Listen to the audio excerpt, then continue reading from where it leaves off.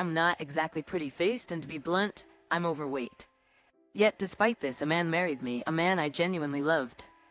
Now that I'm pregnant, he told me, I hate poor people like you. I'm gonna divorce you, a fat and ugly woman like you. Raise the child in your belly on your own. I can't believe he said such hurtful things to me. I wonder how he could say that to me. My name is Catherine. Growing up, I was never the center of attention, always in the quieter groups. To be honest, I've always been on the heavier side, and I'm well aware I don't have a traditionally cute face. So I never really had admirers. But surprisingly, I was quite athletic in school and was one of the top performers during PE. The female gym teacher would often compliment me, saying, "Catherine, you're so flexible and healthy. Your skin even glows more than anyone else's." I suppose being top-notch in PE was the only area where I could shine. And having a gym teacher notice that made me incredibly happy. After high school, I chose to attend a beauty and health vocational school. I genuinely enjoyed learning about makeup techniques, body mechanics, and how to maintain good posture. I was among the top students, and I felt this was my calling. Eventually, I found a job at a spa that offered massages. It wasn't a big company, and the pay wasn't great, but I felt a sense of purpose, and many clients requested me. The spa wasn't exclusively for women. Men could also get oil massages and relaxation massages.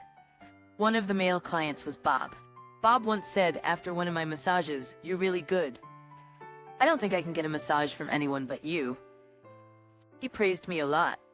He even advised, "Why not spread your skills more? You're that good." It felt great to be complimented on something I'm confident in, so I naturally developed feelings for him. I mean, anyone can do what I do, but yeah, I trained all the staff here. I replied modestly, but deep down I was falling for Bob. Perhaps he sensed my feelings because he eventually asked me out. Bob knew many trendy places, and he was fun to talk to. Being with him always lifted my spirits, and I started thinking of marriage. And maybe he sensed that too because he proposed, and we got married. It felt like the peak of my life. I mean, I never stood out in school, wasn't particularly pretty, and was overweight. Because of that, I never experienced being popular or sought after. Yet, I was able to marry such a wonderful man. We rented a small apartment and began our life as a married couple. I imagined a future filled with endless smiles and happiness. I would even daydream to that extent, but those hopes were too idealistic. The times of such joyful smiles didn't last very long. My sister became the source of trouble in our marriage. Yes, I have an older sister named Rachel. Rachel was the opposite of me, pretty and with a great figure. She was always popular with the boys in school, and she's dated so many that I doubt she can even keep track. But, to be honest, I never really liked Rachel. She always looked down on me because of our contrasting appearances. "Catherine, look at this dress. Isn't it cute? You should try wearing something like this." "Oh, but I doubt it'd fit you. The dress would probably feel so tight," she teased, laughing. Another time, she said, "Oh my, someone confessed their feelings to me again, even though I told them I have a boyfriend. I must be super attractive. Catherine, you're lucky, you probably don't have such problems, right?" She would often make these annoying remarks, but I couldn't retort because Rachel wasn't wrong. I'd always hoped to avoid her as much as possible since she was always like this. But suddenly Rachel started visiting the apartment where Bob and I lived. It was right around the time when I found out I was pregnant. Unexpectedly, Rachel said with sincerity, "Catherine, you're pregnant?" "Congratulations." Hearing that, I was a bit shocked. Maybe her perspective changed since I got married. My feelings of surprise turned to joy. However, I felt a bit off shortly after. After looking around our place, she asked, "Is Bob not home today?" I thoughtlessly told her he was at work, but she kept talking about him. "So what's Bob like? Does he get weekends off? Where do you guys usually go for dates?" I was bombarded with questions. I felt she spent more time talking about that than my pregnancy. It started to bring back all the negative feelings I had about her, but she just asked her questions and then left. The short interaction left me feeling drained. But after that, almost every weekend Rachel started coming over. Bob was home on weekends, and initially Rachel was all smiles and greeted him. "Bob, you're gonna be a dad soon. Congratulations." But as her visits became frequent, she began to focus her attention solely on Bob, barely acknowledging me. Moreover, she started showing up in stylish clothes she usually wouldn't wear. I've never been much of a catch, but after all, I'm still a woman. I could see through Rachel's intentions. She was definitely coming to see Bob, not me. Coming to see Bob. It was evident from the way her voice and expressions became more feminine around him. Despite my growing discomfort, the bond between them seemed to be strengthening. I had always believed that Bob wouldn't fall for someone like Rachel, especially now that he's my husband. But as time passed, I began to feel an unsettling atmosphere, like my trust in him was being eroded. While Rachel and Bob's relationship appeared to grow closer, Bob's attitude towards me seemed to be cooling. Usually, when he'd come home from work, he'd say with a bright voice, "I'm home. I've had a long day and can't wait to eat your cooking." And during dinner, he'd praise, "This is so delicious. I'm so lucky to eat your cooking every day." However, a few weeks after Rachel started visiting, those kind words vanished. Instead of his usual demeanor, when Bob came home from work, he'd sigh and grumble, "Man, today was exhausting. Why on earth does the boss talk so darn long?" And during dinner, he started to complain, "I really wanted to eat some meat today. This isn't filling at all." I felt increasingly lonely and finally confronted Bob. "Hey, have you been irritated lately? Why does every day seem so miserable to you?" To my surprise, Bob shot me an angry glare. Something I hadn't seen even when we were dating. "What? I don't want to hear that from you. You don't understand anything. After all, you just work some slow-paced job and earn peanuts." His words felt harsh, almost like verbal abuse. I was deeply hurt, on the verge of tears. I never wanted to fight, but I couldn't stay silent either. "I don't work slowly, and my salary isn't that low."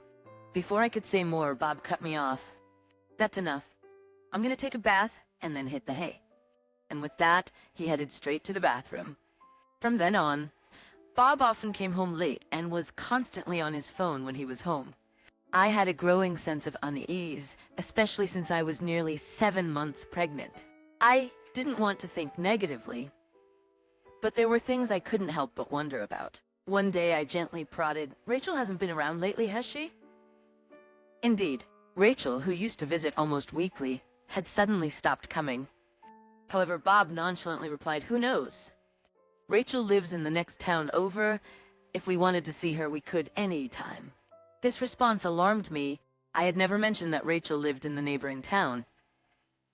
Moreover, Rachel had just moved there barely a month ago. By that time, she had already stopped coming to our apartment. Unable to contain my suspicions any longer, I couldn't hold back any longer and blurted out, "How do you know Rachel lives in the next town? Are you hiding something with her? It sure seems like it." I finally expressed my thoughts clearly. It was evident how much Bob meant to me, which is why I became so emotional. I wanted to convey my feelings strongly. However, Bob seemed uninterested. Instead, he smirked and said, all right, I get it. If you're gonna act this way, we should just break up. Honestly, I'm not interested in women who have gained weight like you. And with your low income, life isn't enjoyable. I don't want to be poor. Divorce may be our only option."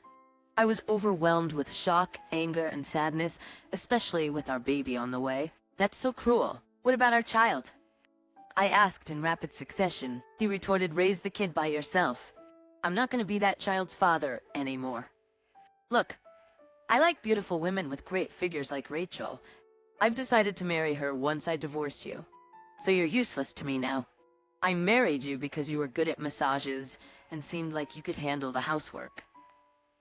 But I'm over it." He was just ranting. I couldn't even get a word in. But hearing such blunt truths made me change my feelings instantly. There's no point in being with this man anymore. Actually, I realized I didn't want to be with him. Surely Bob and Rachel had something going on. With my feelings completely cooled, I told him, "All right, let's break up then. Take care." I handed him the business card of the divorce attorney I had prepared for this situation. "Wow, you're quick. I can divorce you right away with this. Once it's finalized, I might just head over to Rachel's place. You can keep living your broke life. Bob was all excited as he took the business card, but if he truly planned on marrying Rachel, that excitement would probably fade pretty quickly, wouldn't it? But he didn't seem to realize that yet. So I immediately started preparing to move out. I quickly secured a new place and decided to live there for a while. My belly was starting to show, and I was thinking of taking a break from work. About a month after I left our home, my phone rang one day. It was Bob. Even if I didn't answer, I knew what he wanted. Still, I picked up to settle things. His voice was frantic. "Hey, where are you? Do something, come on." I calmly responded, "I'm in one of the new luxury condos. It's spacious, has a great view, and it's perfect." There was a pause from Bob. "What? How can someone broke like you afford such a place?" He'd probably think that way, wouldn't he? After all, he just assumed I was broke without knowing the whole story. But to be clear, why? Because I have around $700,000 in savings. And my monthly income is around $50,000.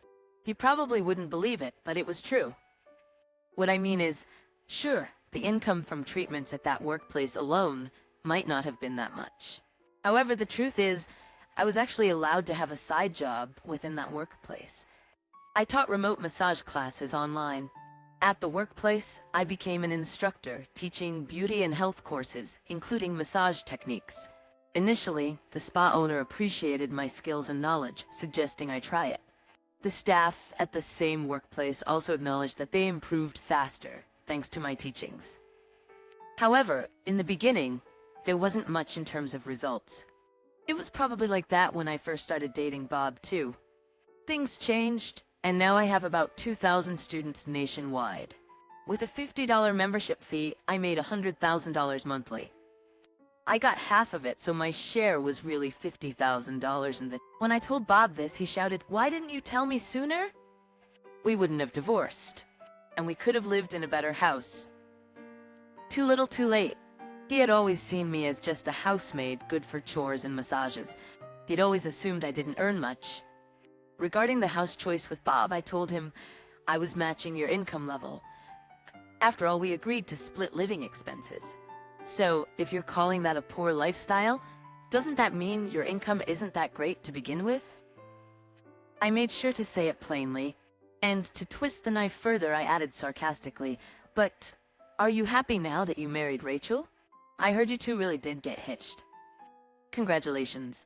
The reason this stings is because he must be facing hefty financial demands. What the hell? I'm not happy at all. And what's this alimony about? Indeed, I had consulted with a private investigator about Bob even before our divorce. So after our divorce, I received evidence of him cheating with Rachel. So I tried claiming compensation for emotional distress, but the tragedy doesn't end there for Bob. Turns out, Rachel had a significant debt, and she was making Bob pay for it. Rachel always attracted a lot of attention, and she was notorious for her affairs. Furthermore, Rachel had previously been through a divorce. The reason for their separation was Rachel's infidelity. Consequently, she had been charged with child support and property division. Due to the divorce, Rachel had accumulated a significant amount of debt to cover payments. I was aware of this. Now the situation reflects Bob's decision to marry her. Additionally, I will be claiming child support for the baby I'm carrying. With our divorce, Bob now faces a slew of hefty payments and has started a life burdened with debt. When I explained this to him, Bob exclaimed, "Hey, the baby in your belly is mine, right? A child needs a father, right, Catherine? But who was the one who cruelly called me ugly and fat?" Now, it's too late for such remarks, and there's no way I am going to accommodate him. If he needs money, why not use his skills to benefit others? He told me, remember, that everyone would benefit from Catherine's expertise. I took that advice and look where I am now. You should do the same, I suggested. It's pretty ironic, really. Even though he was the one who suggested it, I was the one who acted on his advice and earned a high income. He neglected to notice my growing income and rashly labeled me as poor, then discarded me. Now, he's the one leading a life of poverty. Nowadays, Rachel keeps telling him, "What's wrong with you? We're a capable man, but you're nothing but common folk. Work harder and earn more money. You're just a man to repay my debts." Come to think of it, When Rachel asked about Bob in the past, I thought it would be best to speak slightly favorably of him, so maybe I embellished the truth a bit. But, all things considered, since both have similar life stories and ended up together, maybe they should just figure things out together. That's what I conveyed before ending the call. Nowadays, Bob is working day and night, juggling his main job and side jobs, trying to repay the massive debt he has incurred. Meanwhile, Rachel, his wife, doesn't seem to be working earnestly at all. It's a living nightmare. Well, it can't be helped. Bob not only abandoned me, but also the child in my womb. It's only fitting as a punishment. On the other hand, a couple of months later, I gave birth to a healthy baby boy. While he's been dealt the card of not having a father, my parents and my workplace's owner have been supportive, and the child is growing up well. The initial months of raising a child meant I couldn't engage in any work-related activities, but fortunately, I had savings. Unexpectedly, even after my temporary retirement, my archived instructional videos kept generating steady income. Thanks to that, my child and I are leading a comfortable life. This is today's situation. This is today's dinner. Pizza and hamburgers are good, right? But what's this? Frozen food again? We've been having frozen food a lot lately. Don't you think it's disrespectful to a man who's been working all day? I'm sorry. I'm just nearing my due date. And it's really tough. Enough already. You really don't lift a finger, do you? Must be nice living like that. True, lately, because of my late pregnancy, we've had a lot of frozen meals. But why do I alone have to struggle and push through when my husband doesn't help at all? Not just with meals, but with chores too. He's still mad. I thought to myself, trying to smoothly change the topic. Hey, I forgot to get the mail from the mailbox. Can you grab it for me? I didn't want to upset him more with the frozen food issue, so I reluctantly got up and headed for the front door. And then, in the next moment, I heard the distinct click of the front door locking behind me. Hey, what's the big idea? You take people for granted too much. If you love frozen food so much, why don't you freeze outside? I didn't have my phone with me. How could I spend all night outside in below freezing temperatures? As I started to panic, a man approached from behind. When I explained my situation to him, I'm a 31-year-old stay-at-home wife. My husband and I got married 3 years ago, and we're still just the two of us living together. My husband, who works at a small business, and I, a stay-at-home wife, weren't exactly rolling in dough. However, we were content with our current lifestyle. Above all, we were overjoyed when we had a baby last month. Every day was a blessing. I'm home. I picked up some deli food from the supermarket today. Thanks. I'm sorry for being such a handful with my morning sickness. It's okay. I'm going to hop in the shower now. Being pregnant was a first-time experience for me, and everything felt new. I had heard from friends who had been pregnant about the struggles of morning sickness, but mine was much worse than usual. Not only with household chores, but even getting up to go to the bathroom was a struggle when I was lying on the couch. However, my husband was understanding and supported me like a true gentleman. This made me believe that I could get through this tough phase. Many of my friends had husbands who weren't as understanding during pregnancy. Knowing I didn't have that problem was a relief. However, we have my parents' 30th wedding anniversary tomorrow, so we're going to my family's place. I'm sorry, can I maybe skip it? It's just that the 3-hour drive one way might be too much for me right now. I've always been there for you. The least you can do is listen to me once in a while. It's pretty thoughtless of you to consider missing my parents' big day. It's true that I've always been grateful for his parents. I would love to attend if I could. When we announced our pregnancy, they came to celebrate and even helped with some wedding costs. They've always been kind to us, but even considering how much I appreciate them, my morning sickness was just too intense to think about attending their 60th celebration. I believe my husband understands that I'm suffering from morning sickness, but he can't truly feel what it's like. So, it seems like he really wants me to attend, no matter what. We can visit them another day. Would that be okay? I think your mother-in-law would understand. We're always indebted to my folks. It's plain rude not to go. Plus, I already told them you're fine and going to come, so don't look too sick in front of them. I understand where he's coming from, but he could be a little more considerate about my situation. Stress is the worst enemy during pregnancy, and his parents' place is a 3-hour drive away from here.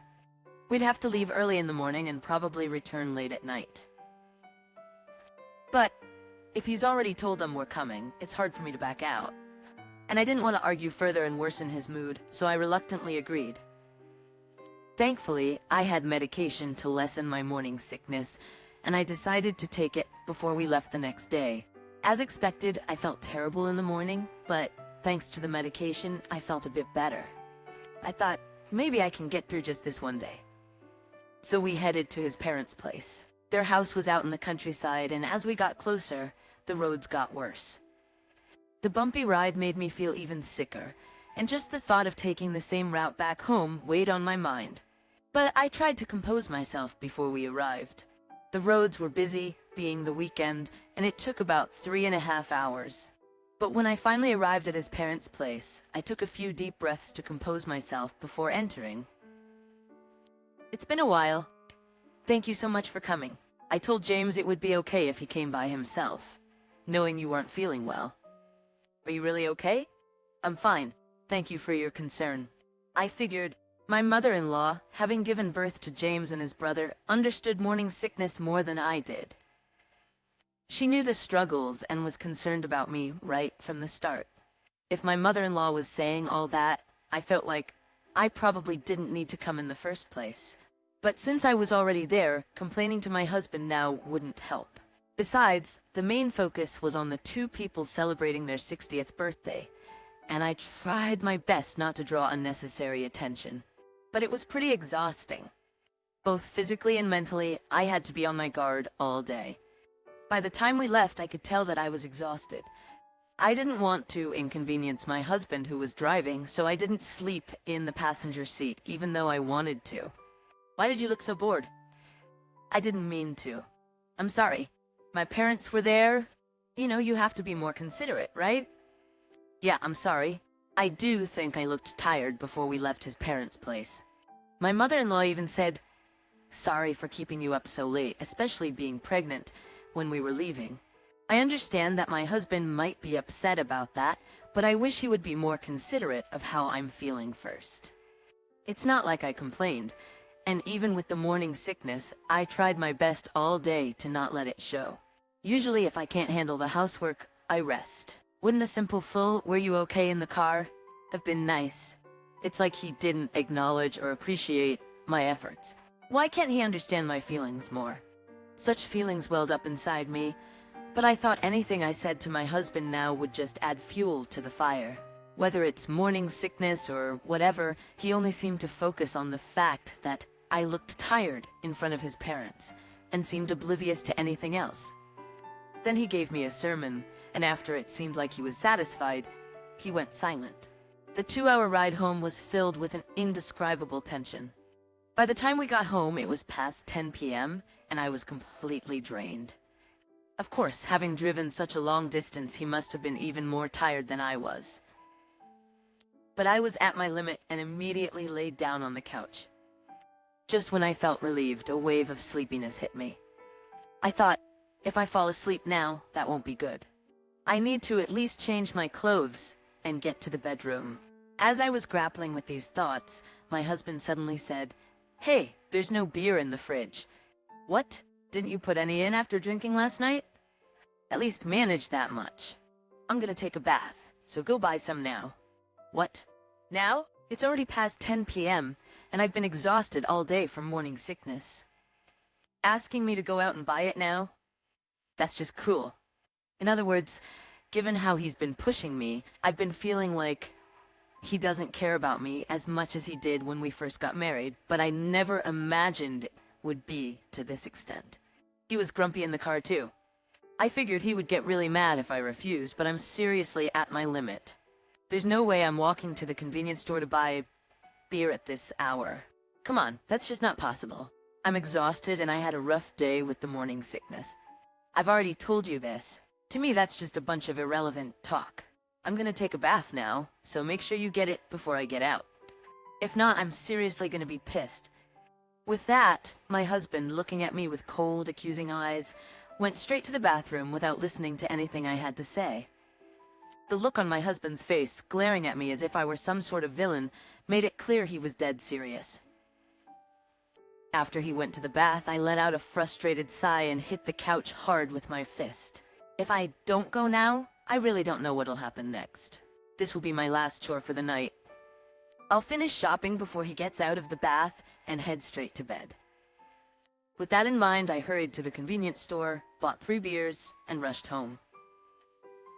Luckily, my husband, who tends to take long baths, hadn't come out yet. After putting the beers in the fridge, I headed straight for the bedroom. As soon as I changed and lay down, I fell asleep as if I had passed out. I guess I was that tired, and I'm impressed I pushed myself this far. I really want to give myself a pat on the back. My husband, after enjoying his nightly drinks, must have slept in because he didn't wake up until midday the next day. Morning sickness was still bad, but it was somewhat better than the day before. Thinking I should get things done while I can, I managed to finish most of the house chores by mid-morning. As my belly grew larger, every task felt heavier, and the supportive husband I knew at the beginning of my pregnancy was nowhere to be seen. He used to be there for me, but now he just complains. I don't know what changed his attitude, but I've been doing my best every day so he won't complain, and both mentally and physically I've been exhausted. Fast forward, and I'm now in my final month of pregnancy. Raising the child will surely be a challenge once they're born, but at least this tough pregnancy journey is coming to an end. Thinking that I'll finally meet our beloved baby soon, a sense of excitement was slowly building in my heart, different from the tough days I've been through.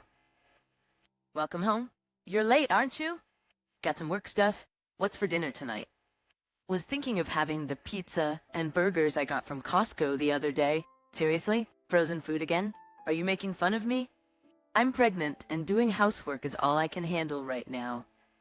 If my husband helped with the regular chores, I could adjust my energy and time for cooking. But right now, it's impossible for me to do everything. He gets super angry if I don't do the chores, even though I have to cut down on cooking time. I wish he'd help out a bit if he's going to complain. Wondering if this is really going to work out, I decided to speak my mind because I've been holding back a lot. Look, it's impossible for me to do everything by myself. Would be nice if you helped. When you have time, you're always out drinking or playing golf. You're hardly ever home. I'm about to give birth, so expecting me to be perfect is just unreasonable. Are you trying to go against me? I'm just stating the facts. I thought he would definitely get mad at me for saying all that, but I was at my breaking point. I spoke my mind without holding back my emotions.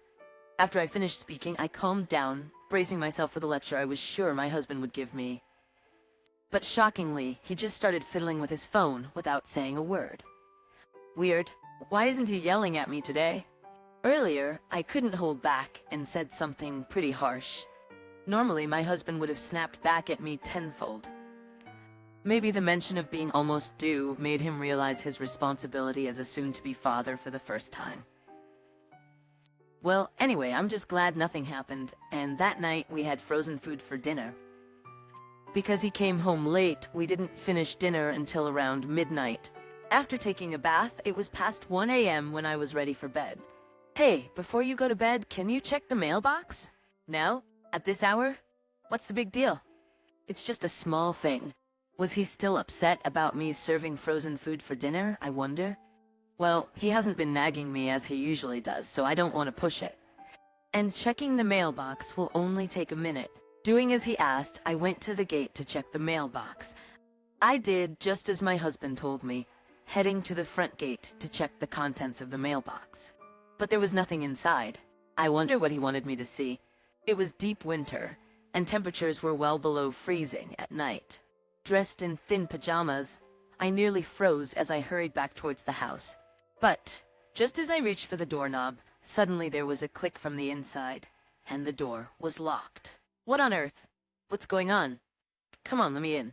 It's below freezing. Probably about as cold as inside a freezer, right? You seem to really love those frozen meals, so why not stay out here and freeze with them? What? No, wait. It seemed like my husband had either gone to bed or was ignoring me. It was 2 in the morning, and it would be impossible to stay out in this freezing cold until dawn. Besides, I was only planning to check the mailbox and head right back, so I'm really underdressed. I felt like I might catch a cold. I felt like I might freeze to death. My face and hands were burning from the cold, and my body was shivering uncontrollably. I didn't know what to do. My thoughts were becoming foggy. I repeatedly pressed the doorbell, hoping my husband would come to my aid, but there was no response from him. Was this his way of getting back at me for using frozen food? I hoped he would let me in after a few minutes, so I kept calling out to him from outside. But time just went by, and there was no sign of my husband. I was getting so cold that I was running out of energy. How much longer would I have to wait? Just as I was thinking this, I heard footsteps approaching from behind. What happened to you? I was taken aback by this unfamiliar man, but he appeared to be a bartender who worked at a nearby bar. Since he usually slept during the day, I had never run into him before. It seems he closed up shop early that day and was returning home around 2 a.m. when he ran into me. What's going on? At the very least, let me get you something to wear.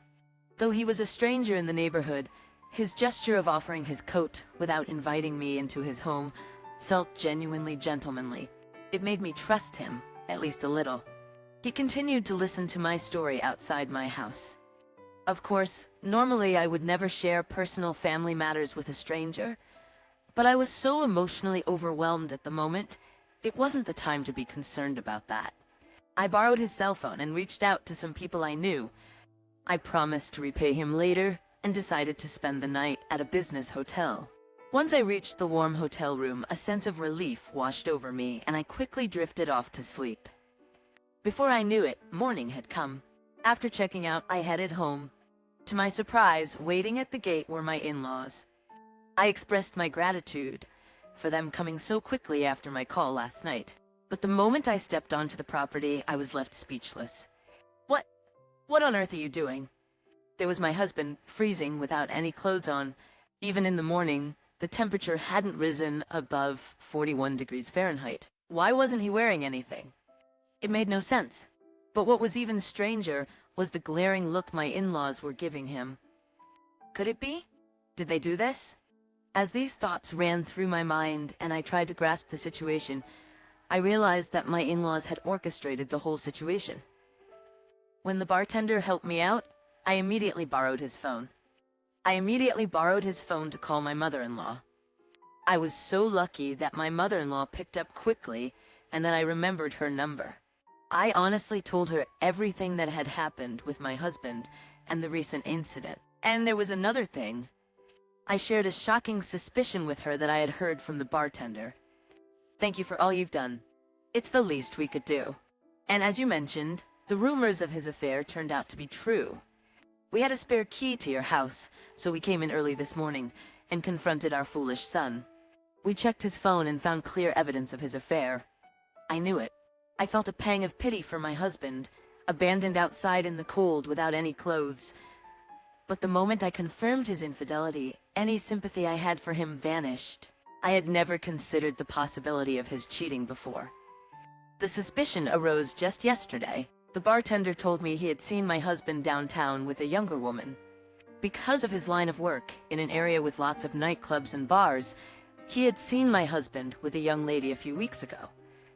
Before we were married, we used to have barbecues in our backyard quite often, so I believe he recognized us. When I first heard about it, I didn't have any solid proof, and I wanted to trust my husband. But if he had found someone new and stopped caring about me and stopped supporting me, especially while I'm pregnant, everything made sense. I had shared all of this with my in-laws over the phone, but to find out it was true, it's just disappointing. If you're freezing, why don't you ask your beloved girlfriend to warm you up with her body warmth? No, James looked as pale as a ghost, his lips turning a shade of purple. Considering the in-laws have been here for over 3 hours, he must have been left out in the cold for at least that long. It makes me wonder just how much he suffered. Well, he tried to do the same to me, so he's in no position to complain. He probably can't hold a proper conversation because the cold has numbed his mind. But honestly, I couldn't care less. I think you know this, but I won't accept this.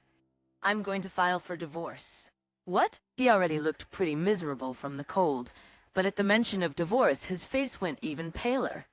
I figured if he was treating me like this and having a good time with his mistress, she must be more important to him.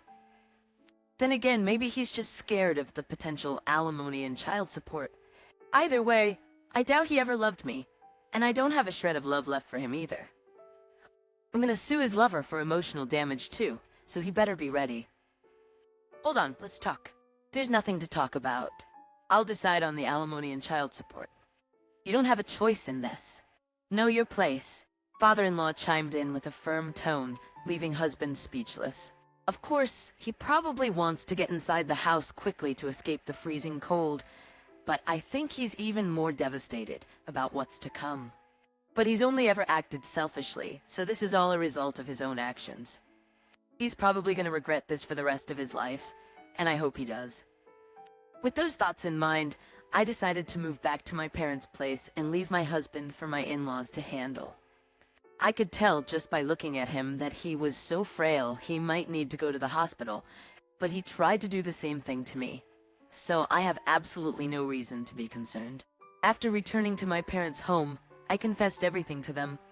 They told me it was okay to stay and raise my child there, for which I couldn't be more grateful. I decided I wanted to focus on giving birth first, so I asked my in-laws to wait until after the birth before confronting my husband. Being close to my due date, about 2 weeks after returning home, I gave birth to a big baby boy, weighing nearly 8 pounds. The moment he was born, he cried out loud, and I was so moved that I shed tears, feeling the reality of becoming a mother. For the next 3 months, I devoted myself to parenting at my parents' place. As I began to get used to life with a baby, I asked my mother-in-law and father-in-law to come visit us near my parents' home. Wow, what a healthy little boy. Congratulations on the birth. I'd always been treated well by my in-laws, and under the condition that my husband wouldn't accompany them, I let them hold my son. The two of them, holding my son with smiles on their faces, looked like children themselves. I felt a pang of anger towards my husband, thinking about how this should have been a happier celebration. But getting mad now seemed pointless. After spending some quality time with my son, my in-laws shifted the conversation back to my ex-husband and helped finalize discussions about alimony and child support. Thanks to their efforts over the past 3 months, the whole truth about my husband's affair came to light. We consulted a lawyer they knew, and it was decided he would pay me the standard amount. Of course, I couldn't trust a husband who cheated, so he made a lump sum payment. He took out a loan to cover the alimony, but when it came to 20 years of child support, that was too much for him to handle, even with a loan. My in-laws graciously stepped in to help. With the divorce finalized, he is now just a stranger to me. My ex-husband is going to pay my in-laws monthly for the child support they covered. From what I heard, it turned out that my ex-husband hadn't even told his mistress he was married. She dumped him when she found out, leaving him all alone. He is now living with his parents and giving them 90% of his earnings to repay the debt. The remaining 10% barely covers his food, leaving him with no spending money. I'm not sure how long he'll continue this way, but with no savings and only the passing of time, once he's paid off his debt to his parents, it seems they might kick him out. Even when he's free from this financial hell, it seems he's got nothing but despair ahead of him. Well, he brought this upon himself, so I guess he's getting what he deserves. As for me, I'm living at my parents' house doing my best to raise my child as a single mom. I'm still figuring out the ropes of parenthood, but my mom's been a great help, especially during those sleepless nights. It's made the whole experience mentally easier and enjoyable. I plan on relying on my parents for a while, and once my son starts elementary school, I think I'll get back to work. Plus, I still keep in touch with my in-laws and plan to visit them with my son a few times a year. While my ex-husband ruined my life, I've got a precious new beginning with my baby, and I'm determined to lead a happy life from here on out. How could this happen in just 5 days? I screamed as I looked around the living room of my house. I had been admitted to the hospital to give birth, and in the 5 days until my discharge, the living room had become filled with the smell of rotting food. Unfinished frozen food was left on the desk, with the remnants of the leftovers scattered across the floor. Plastic containers and trays, probably leftovers from some ready-made meals, were also scattered around. Surrounding them, I could see lots of what appeared to be flies. Cleaning and tidying up is your job, right? I thought to myself as I left everything as it was until my husband returned. He waved his hand irritably at the small insects flying around the light, and then turned around to see me covering my nose from the stench. "See, it's impossible to live in such a stinky room, isn't it? Hurry up and clean it," he said, frowning. I was at a loss for words. Could my husband not see the baby in my arms? My name is Madison, a 28-year-old office worker. I've been working at the company I joined right after graduation, blessed with respectable supervisors and colleagues, and everything's been going well. A few years ago, I married Ethan, who I met at the same company. He is 2 years older than me. After we got married, I continued working, and Ethan and I were good colleagues at the company. After work, we were great partners, supporting and encouraging each other through our troubles. When we were about a year into our marriage, I found out I was pregnant. We were delighted since we wanted a child. Our parents and in-laws cried tears of joy when we told them. My in-laws have been kind to me since Ethan and I started dating. When I first went to their house to greet them before we got married, they welcomed me with open arms. After getting married, since our homes are close, Ethan's mother and I often go out on weekends, and we have built a good relationship. When I told Ethan, "Your parents are truly considerate and wonderful," he nodded and said, "Mom has been an amazing mother who has looked after me." Dad worked from dawn till dusk and wasn't home much, but he always showered us with love and gratitude towards Mom, which made me realize once again what a caring couple they are. After we got married, my mother-in-law would often express concern, saying, "Values have changed over the years, and as long as you and Ethan are happy with your lives, that's all that matters. But I worry that you, Madison, will be burdened with all the housework now that you're married and working." I reassured her with a smile, saying, "No need to worry. Ethan and I are splitting the chores well and helping each other out," and she seemed relieved.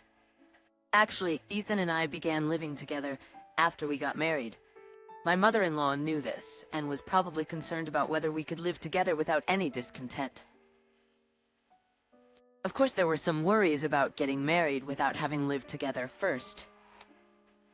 But Ethan was always kind to me during our dating period, never forgetting to be considerate even after many years. So I was confident that we could live together without any problems. True to my expectations, Ethan had been sticking to the promises we made since we started living together, and he never pushed all the responsibilities onto me. He even said he wanted to lessen my burdens more. Such a caring husband, after finding out about my pregnancy, told me to rely on him more when we were together since something might happen to our precious child. Despite his busy schedule, Ethan managed to take care of the household. In the early stages of my pregnancy, I suffered from morning sickness and often had to take time off work. I used to blame myself, having always managed to balance work and everything else before. Even when I saw Ethan going to work every day and felt that I should at least do some housework, I couldn't because I was feeling ill. When I cried and apologized to Ethan, saying I'm sorry I couldn't do anything today, he reassured me, saying, "Hey, no need to apologize. I've lived alone for a long time, so household chores are no big deal. Madison, you're doing your best to nurture our baby in your belly. I can't completely understand your hardship, so let me at least take care of our home." Lately, Ethan has been very studious, buying parenting books and diligently studying every day. Seeing him like this made me realize again how glad I am to have married him. My pregnancy went smoothly, and I spent it without any worries until the birth. My parents and in-laws would come by from time to check on us, and thanks to the support of those around us, the baby grew in my belly. As the due date approached, we were all excited to welcome our little one into the world. As the due date approached and my belly grew, I took maternity leave and now focus on staying healthy and calm. It's tough to go out with my belly so big, but I managed to make it to my prenatal checkups while taking care of myself. Recently, as I've entered the final month, my mother-in-law, who lives nearby, started accompanying me to the checkups because she's worried about me. She helps carry my backpack and other items, and while I feel a bit guilty, I'm also very grateful. At first, I felt guilty for having her come all the way with me and declined when my mother-in-law offered to accompany me. But she cheerfully said, "Now that my children are grown up, I have quite a bit of free time. Besides, attending your checkups is pretty much all I have to do. I'm certainly concerned about your health, but it also doubles as exercise for me, so it's a win-win situation." So I began to rely on her, and together we headed for the checkup that day. Then, one day while I was getting my usual checkup at the hospital, I was suddenly struck by a pain in my stomach. The doctor, noticing something was wrong with me, calmly said while trying to reassure me, "I'll perform an internal examination right away." While I was nervously waiting for the results, the doctor said, "You're showing signs of labor, so you'll be admitted right away. We'll prepare for the delivery while monitoring you closely. You're going to meet your baby soon," he told me gently. However, it was all so sudden that I was not mentally prepared. In the midst of this, my mother-in-law held my hand and reassured me, "It's going to be all right. I'll be right here with you, so don't worry."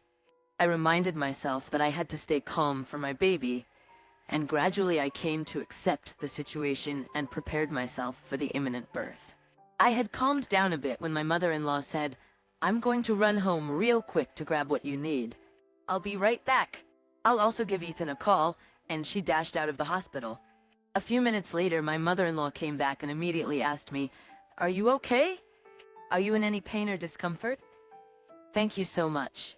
You've been a great help," I replied, holding her hand. She smiled and said, "It's nothing. Just let me do this much. Ethan might be able to get off work early.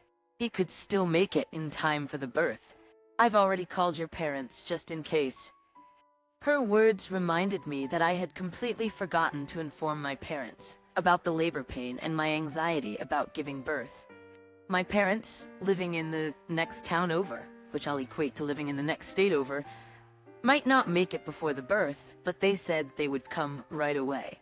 Soon after, my father-in-law arrived, simply saying, "Oh, it's time," and watched over me from the corridor. Then a while later, my parents arrived. While enduring the repeated labor pains, I waited for the moment to come. For the moment to come, my parents deeply thanked my in-laws. "Thank you so much for everything, from getting things ready for the hospital stay to being by our daughter's side." And to me they said, "It'll be over soon, take some deep breaths. We're all here with you. You'll be okay."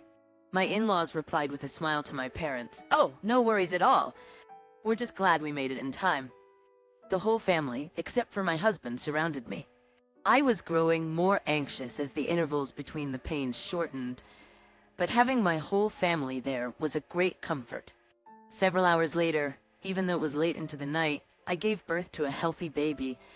While waiting in the lounge near the nurse's station, trying not to disturb the other pregnant women and mothers, my in-laws and parents expressed their joy through silent hugs and high fives. Having finally given birth, I was overwhelmed with relief and moved by the sight of my newborn, though I felt a pang of disappointment that my husband was not by my side. He was supposed to have left work early, and I wondered why he hadn't come, but by the next morning, he still hadn't appeared. My in-laws called my husband numerous times, worrying that something had happened, but they couldn't reach him. Even at 9 a.m., my father-in-law went to our house, but my husband did not answer. Finally, when my mother-in-law contacted my husband's office, they were aware that I had been admitted for childbirth and said my husband had left work earlier than usual. It was supposed to be a day dedicated just to me, so he took the day off, and it seems like he didn't show up at the office. After that, the whole family was in a frenzy. If I'm not at home or the office, we thought maybe it was best to go to the police, and it was starting to turn into a big deal. However, just as it was about to be noon, the receptionist informed us that my husband had arrived. Relief was short-lived, and I couldn't help but feel anxious, wondering what on earth had happened. But as I was about to speak to my husband, who had come to the hospital room, I was at a loss for words. "Ah, so it's born," he said. It was all he said at first. His suit was disheveled, and his hair was a mess. As he got closer, I could even smell alcohol on him. I couldn't believe he might have gone drinking at a time like this, and when I looked at him, he showed no interest in our baby, instead staring intently at his smartphone. Trying to remain calm, I asked, "What have you been doing up until now?" Ethan, still half asleep, responded, "Sorry, I just went for a drink. It was an old friend I haven't seen in a while, and I couldn't say no. I've just been sleeping until now and got here late." He didn't take his eyes off his phone during this time, so my anger finally exploded. But before that, my father-in-law grabbed my husband's shoulders. "What are you thinking? It doesn't matter if it's been a while or whatever. Meeting friends for drinks doesn't even compare to your wife giving birth. Why didn't you turn them down?" My husband kept interrupting with, "But," and it's just that. Eventually, he stopped talking altogether with a sullen face under the fiery glare of my father-in-law. After a heavy sigh, he left the hospital room without another glance at me or our baby. My father and father-in-law tried to follow him, but they couldn't keep up due to their age, and my husband never showed his face at the hospital during my stay. 5 days after giving birth, with the support of my family, both mother and child were healthy, and we were discharged without any issues. As my mother and father, who had come from far away, were leaving, my mother-in-law said to them, "We're looking forward to seeing you again. Please leave your daughter to us." And on the day of discharge, she helped me get home with my father-in-law carrying the luggage. That morning, after being discharged, I texted my husband just to say I was going home, and he immediately called back. When I answered, he said, "Hey, Madison. I'm glad you're discharged safely. I'm gonna pick you up and we'll head home by car." I hadn't expected a call back from my husband and secretly hoped he might have reflected a bit. When I told my mother-in-law that my husband had called, she laughed and joked, "Well, if Ethan isn't busy, maybe you could come pick us up." I told my husband I was planning on having your parents send me, but I appreciate you coming to get me. And he said, "Got it. I'll have Mom and Dad head back right now." After informing them that my husband was coming to pick me up, my in-laws seemed relieved and went on their way. I thanked the hospital staff repeatedly and finished the paperwork before getting into my husband's car. He didn't apologize for before, but seemed to be in high spirits as he drove. Soon we were home, and I felt like crying from the pain, even from such a short ride. Thinking about all the mothers in the world enduring this pain and persevering through parenting made me feel a little anxious. With my husband's previous enthusiasm for parenting, I had to psych myself up, believing it'll be all right. I chalked up the troubles during my hospital stay to him being tired, or perhaps getting scolded by his dad more than he expected and sulking about it. I braced myself with the resolve that we would raise our baby together and open the front door. Instantly, an appalling stench hit my nose. Hesitating to enter because of the unknown smell, my husband seemed unbothered and flung the living room door wide open. Immediately, the rotten odor of garbage overwhelmed me, making me feel nauseous. "Wow, that reeks. Hey, clean this up, will you?" He commanded authoritatively, a satisfied smirk on his face. "I waited the 5 days you were in the hospital, so clean this up now. Can't live in a house that smells like this." Holding our baby, I nearly collapsed on the spot, but managed to restrain myself. "How can you live like this, to let the house get so dirty?" I asked, barely containing my anger, to which he nonchalantly replied that it just happened with eating and sleeping. Food left out. Washing, laundry, and trash are left everywhere. The house was in a deplorable state, unrecognizable as our home. Seeing the mess, I couldn't help but blurt out, "Stop joking around. You never showed up at the hospital, and you neglected all the housework. Before the birth, you used to help clean enthusiastically. Why have you suddenly stopped doing anything?" He responded incredulously, "Why should I be scolded? You love working, Madison. You worked hard, even after we got married, and until you took maternity leave. Housework is a wife's job, isn't it? I thought you'd be happy to have something to do when you got back, so I left it for you.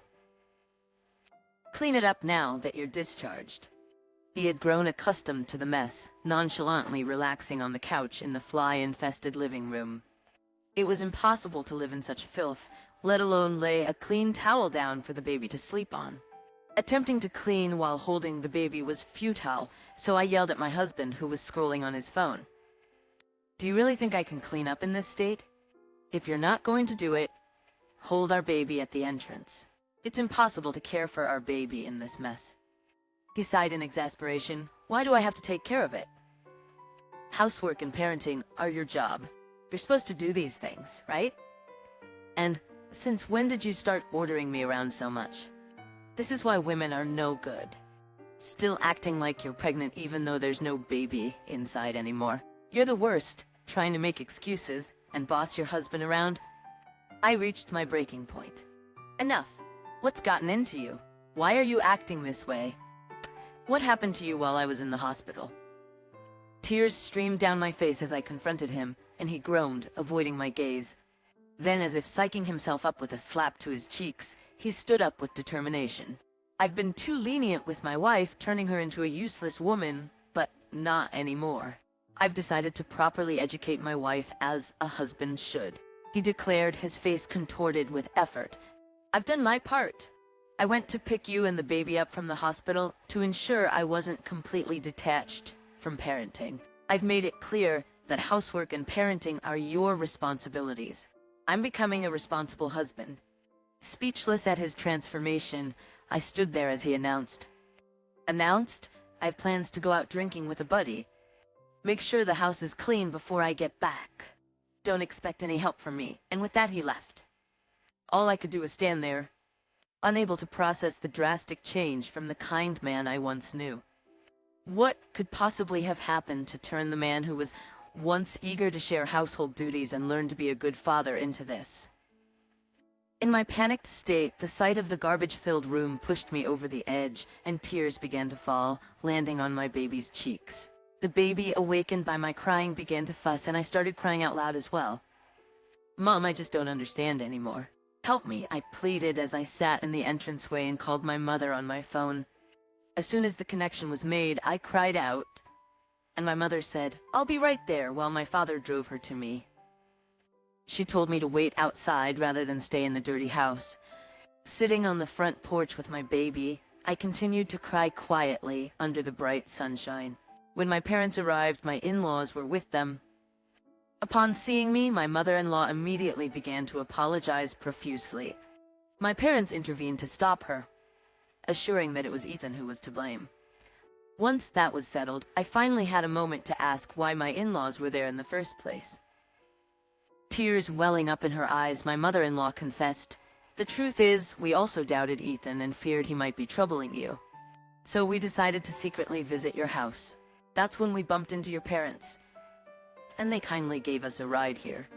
I'm truly sorry for all the trouble our son has caused." I had to somehow stop the conversation from turning into another round of apologies. My father-in-law, who was so angry he looked like he might start yelling at any moment, didn't utter a single word. But the way his temples throbbed red and twitched told me he was on the verge of an outburst. Neither my mother-in-law nor my father-in-law could get through to Ethan on the phone. That darn son of mine. Next time I see him, I'm gonna give him a piece of my mind, my father-in-law muttered, then took several deep breaths to calm down. After a while, he seemed more at peace and kindly said to me, "Now you shouldn't be stressing yourself. Please ride in my car.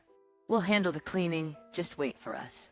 With that, he and my mother-in-law took my child and me to the car and then entered the house. My parents followed suit, insisting on helping, and I could hear all four of their screams. No doubt they had opened the door to that bug-infested, foul-smelling living room. I hugged my baby tightly in the car, feeling terrible about the situation. Hours passed as my father-in-law went out to buy insecticide, and bags packed to the brim with trash were taken out to the collection area. Thanks to their efforts, when I entered the house again, there were no bugs, ventilation had been done, and the smell was much less offensive. It appeared they had cleaned every room, not just the living room. I felt a profound gratitude as my mother and mother-in-law prepared dinner. It had been a long time since I had someone else's home cooking. Having managed my diet strictly during pregnancy, it tasted even more delicious, and I polished it off in no time. The home-cooked meal helped ease my anger towards Ethan for a while. As we were waiting for Ethan's return, someone knocked at the door. Just as I rushed to see, my father-in-law reassured me, "You take it easy," and went to answer it. He answered and exclaimed, "Ethan?" I knew from my father-in-law calling my husband's name that Ethan had come home. I wondered why he would knock on the door. While quietly trying not to wake the sleeping child, we all went to see. To my surprise, a man was dragging Ethan into the house. Ethan's face was red and swollen, and he was sobbing loudly. Upon seeing me, the man introduced himself. "Nice to meet you. I'm Michael, a friend of Ethan's. We went out for drinks, and that's when I heard about you and the baby. I had no idea, and I am terribly sorry for causing such distress during this challenging time." I was surprised, but when the man raised his head to see my husband still sobbing, I noticed his gaze, and Michael said, "This guy was boasting about defeating his lousy wife in an argument, so I asked for the details. It turns out what he did was so terrible, and even though I told him to go home, he wouldn't listen, and didn't understand what he had done wrong, so I ended up hitting him. I'm sorry. Since the mood for drinking was gone, it seemed they had disbanded, but he couldn't leave my weeping husband behind, and brought him home. As I was apologizing for the inconvenience, suddenly my husband raised his face and started yelling, 'Just because you were out-argued, you resort to violence. That's why you can't get married. You're single because you don't understand that household chores and parenting are a wife's job.' It's the worst to be punched out of nowhere by someone who's just an onlooker. Look, I'm sorry for hitting you. I apologize for that. But seriously, what's going on with you? Last time we met, you were fine, right? Why are you suddenly saying stuff like a deadbeat husband?" Michael said, clearly baffled. Feeling the same, I realized my husband's attitude had indeed changed abruptly. "Ethan, you never said such things before. I was hospitalized for childbirth. You said household chores and parenting are a wife's duty, and that the husband should come first. Why did you suddenly start thinking that way?" When I asked again, my husband blurted out, "Household chores and parenting are a woman's job. That's what everyone says." I realized that I was wrong all along. "Who's everyone?" I asked him straight in the face. "Your coworkers? Friends? Who exactly are you talking about?" He replied shortly, "People on social media." "What? You're taking information from the internet at face value? Are you out of your mind?" Michael said, raising an eyebrow in disbelief. My husband, looking annoyed, thrust his smartphone at him. "Look at this. It's obvious women should do household chores because they don't earn as much as men. Only women can have babies, so parenting is their job too. See, everyone agrees with this." Michael screamed in disbelief after looking at the screen. "You believe this website? Are you insane?" Taking the smartphone from Michael, I saw a website.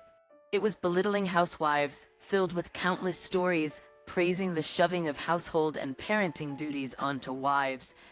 These opinions, which my husband referred to as everyone's, were posted on an internet forum. Summarizing my still shouting husband's story, it seems he came across such sites right before I was hospitalized, and began to think that he was just pampering his wife, being a useless husband. While alone at home during my hospital stay, he kept visiting these sites, convinced that he had been wrong.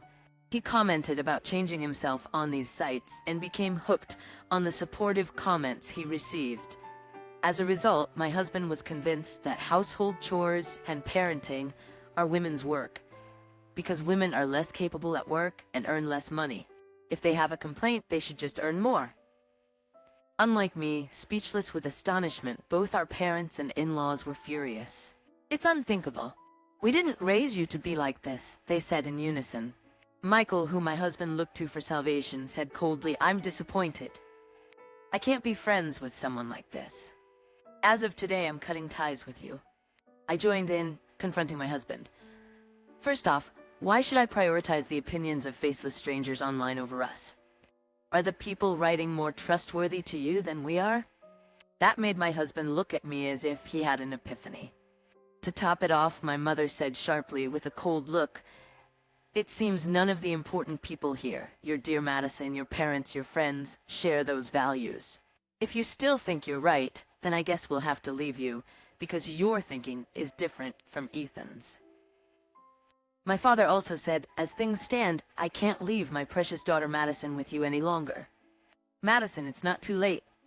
We're ready to welcome you, and it's okay to rely on us. It's tough. Just then, as if a spell had been lifted, my husband, who had been raging just a moment before, suddenly calmed down. No, but he kept repeating. When he looked up and saw my face clearly, his own turned pale as a ghost. For me, the most important thing is Madison.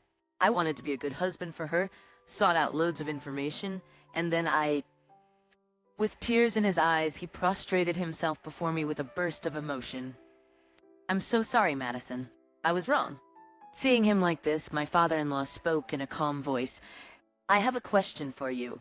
When you were a kid, did you ever see me tell your mother that housework and parenting were a woman's job, or show that attitude? Did I appear that way to you as a father? He asked with tears in his eyes. My husband replied, Dad, you were always a wonderful father, fully supporting Mom by her side. Then he continued, I realized that I was too influenced by what I read online and I couldn't see what was around me. I'm truly sorry. Witnessing his sudden apologies, my parents said, Madison, it's up to you what to do next. We'll support you whatever you decide. After some thought, I told my husband, there won't be another chance, you know? And I decided to forgive him this time.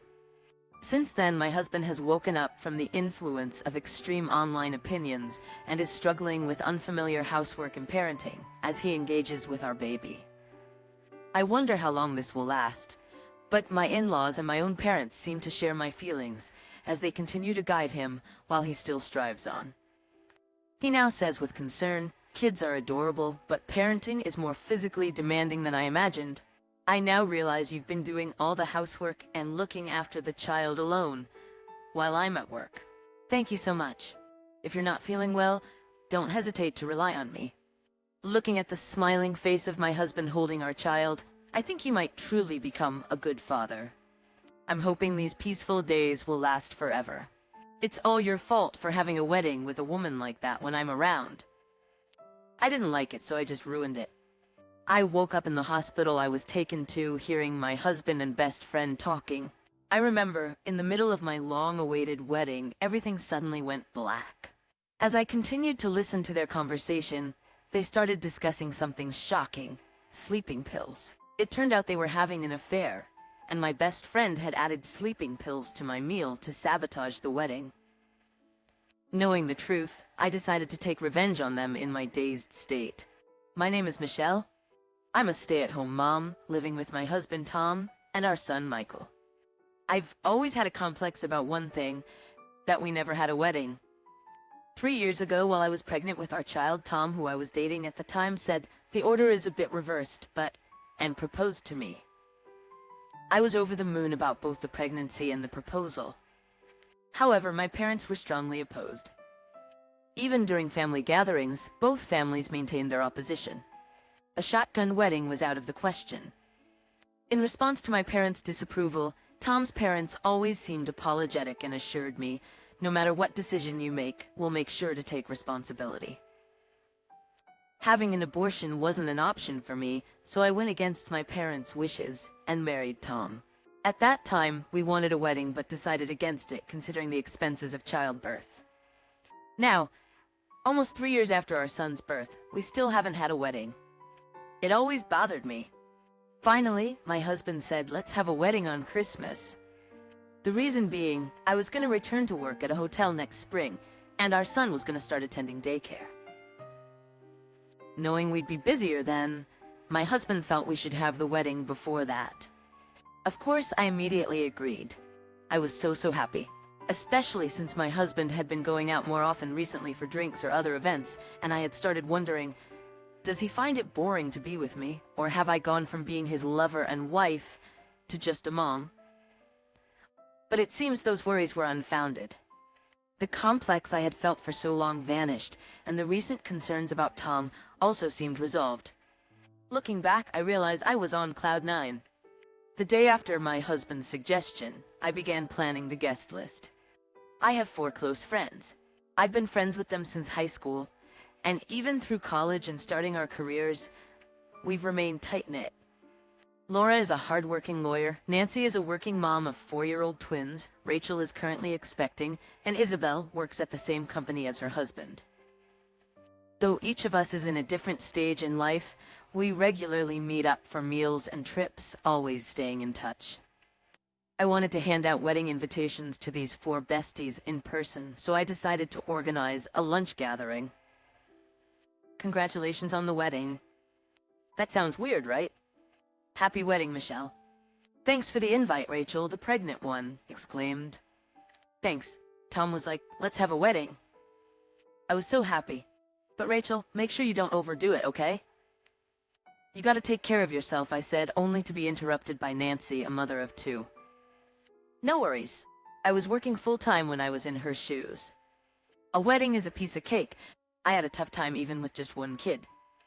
Everyone's different, so really, Rachel, don't push yourself. While we were discussing, Laura, the lawyer, playfully pinched my right shoulder. Hey, don't flaunt your happiness like that. It's hard for Isabel and me to join the conversation. Right, Isabel? Isabel, looking a bit distracted, responded, huh? Oh yeah. Seriously, don't show off. I observed Isabel and felt something was off. She seemed less lively than usual. Isabel was usually the lively one, often considered the cute youngest of our group of 4. So her being unusually silent was definitely off. I wondered if the topics we were discussing were unsettling for Isabel, who was still single, or if they were subjects she'd rather we not touch upon. I chose not to delve deeper into it. On the day of my wedding, I was so excited I felt like I could fly. My husband and son were both dressed in matching tuxedos, and I finally got the chapel wedding I'd always dreamed of. My parents, who had initially opposed the marriage, finally seemed to accept and acknowledge us. They were all smiles at us, the newlyweds.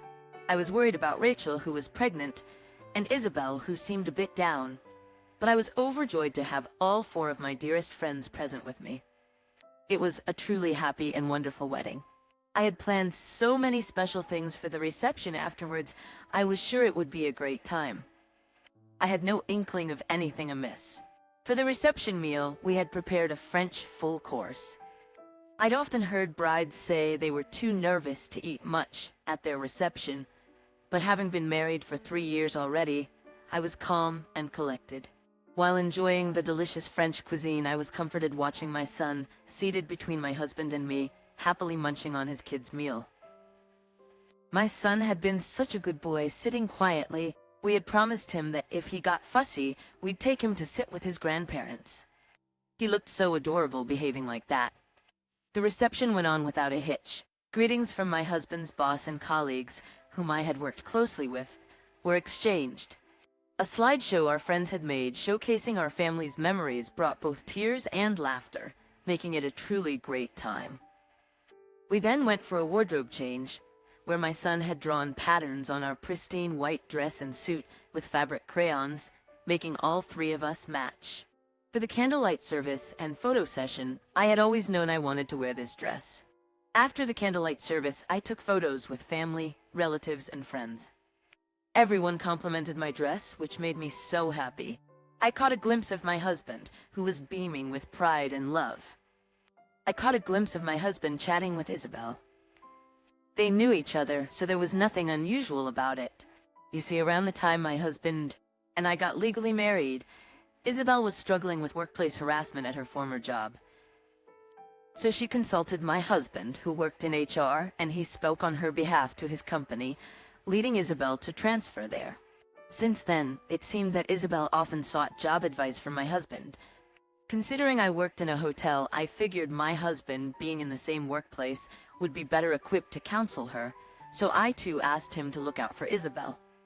My husband appeared to be genuinely concerned, regularly assisting her since then. So, even when I saw Isabel laughing and taking pictures with my husband, I didn't think much of it. Things took a turn right before I was about to read a letter of gratitude to my parents. It happened while I was listening to a guest's speech. All of a sudden, my vision blurred and everything in front of me seemed to shake. Up until that point, I felt perfectly fine, but all at once, my sight got fuzzy and my thoughts became jumbled. I've got to hold it together. Even though that's what I thought, maintaining my seated posture became challenging. I'm gonna fall. By the time that thought crossed my mind, I was already on the floor. Michelle, what happened? I could faintly hear the alarmed voices of those around me. Someone shouted, "Call an ambulance." But I wanted to tell them, no, I'm fine. Yet, I couldn't muster the strength to speak. My husband cradled me, constantly reassuring, "It's okay, it's gonna be all right, Michelle. It's just a sleeping pill, don't you worry. You'll be fine in a jiffy." Sleeping pill? What did he mean by that? I tried to figure it out, but I couldn't. And without understanding what he meant, I lost consciousness. When I came to, I was in a hospital. Beside me, my husband was holding my hand. Once he realized I was awake, he immediately called for the doctor. The doctor's diagnosis? An overdose of sleeping pills. "Do you recall taking anything?" the doctor asked. "Of course not," I replied. My husband seemed just as clueless, and we both shook our heads. The police wanted to get involved, considering the possibility of foul play. I told the police I had no memory of the event and had never taken sleeping pills. My husband stated, "We have no clue. Many people were around our table, so it's hard to say who might be suspicious. Heck, it might even be one of the hotel staff for all we know."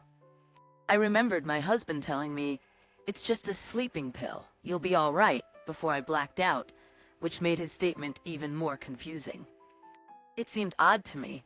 In the end, with neither of us having any leads, the culprit remained unidentified.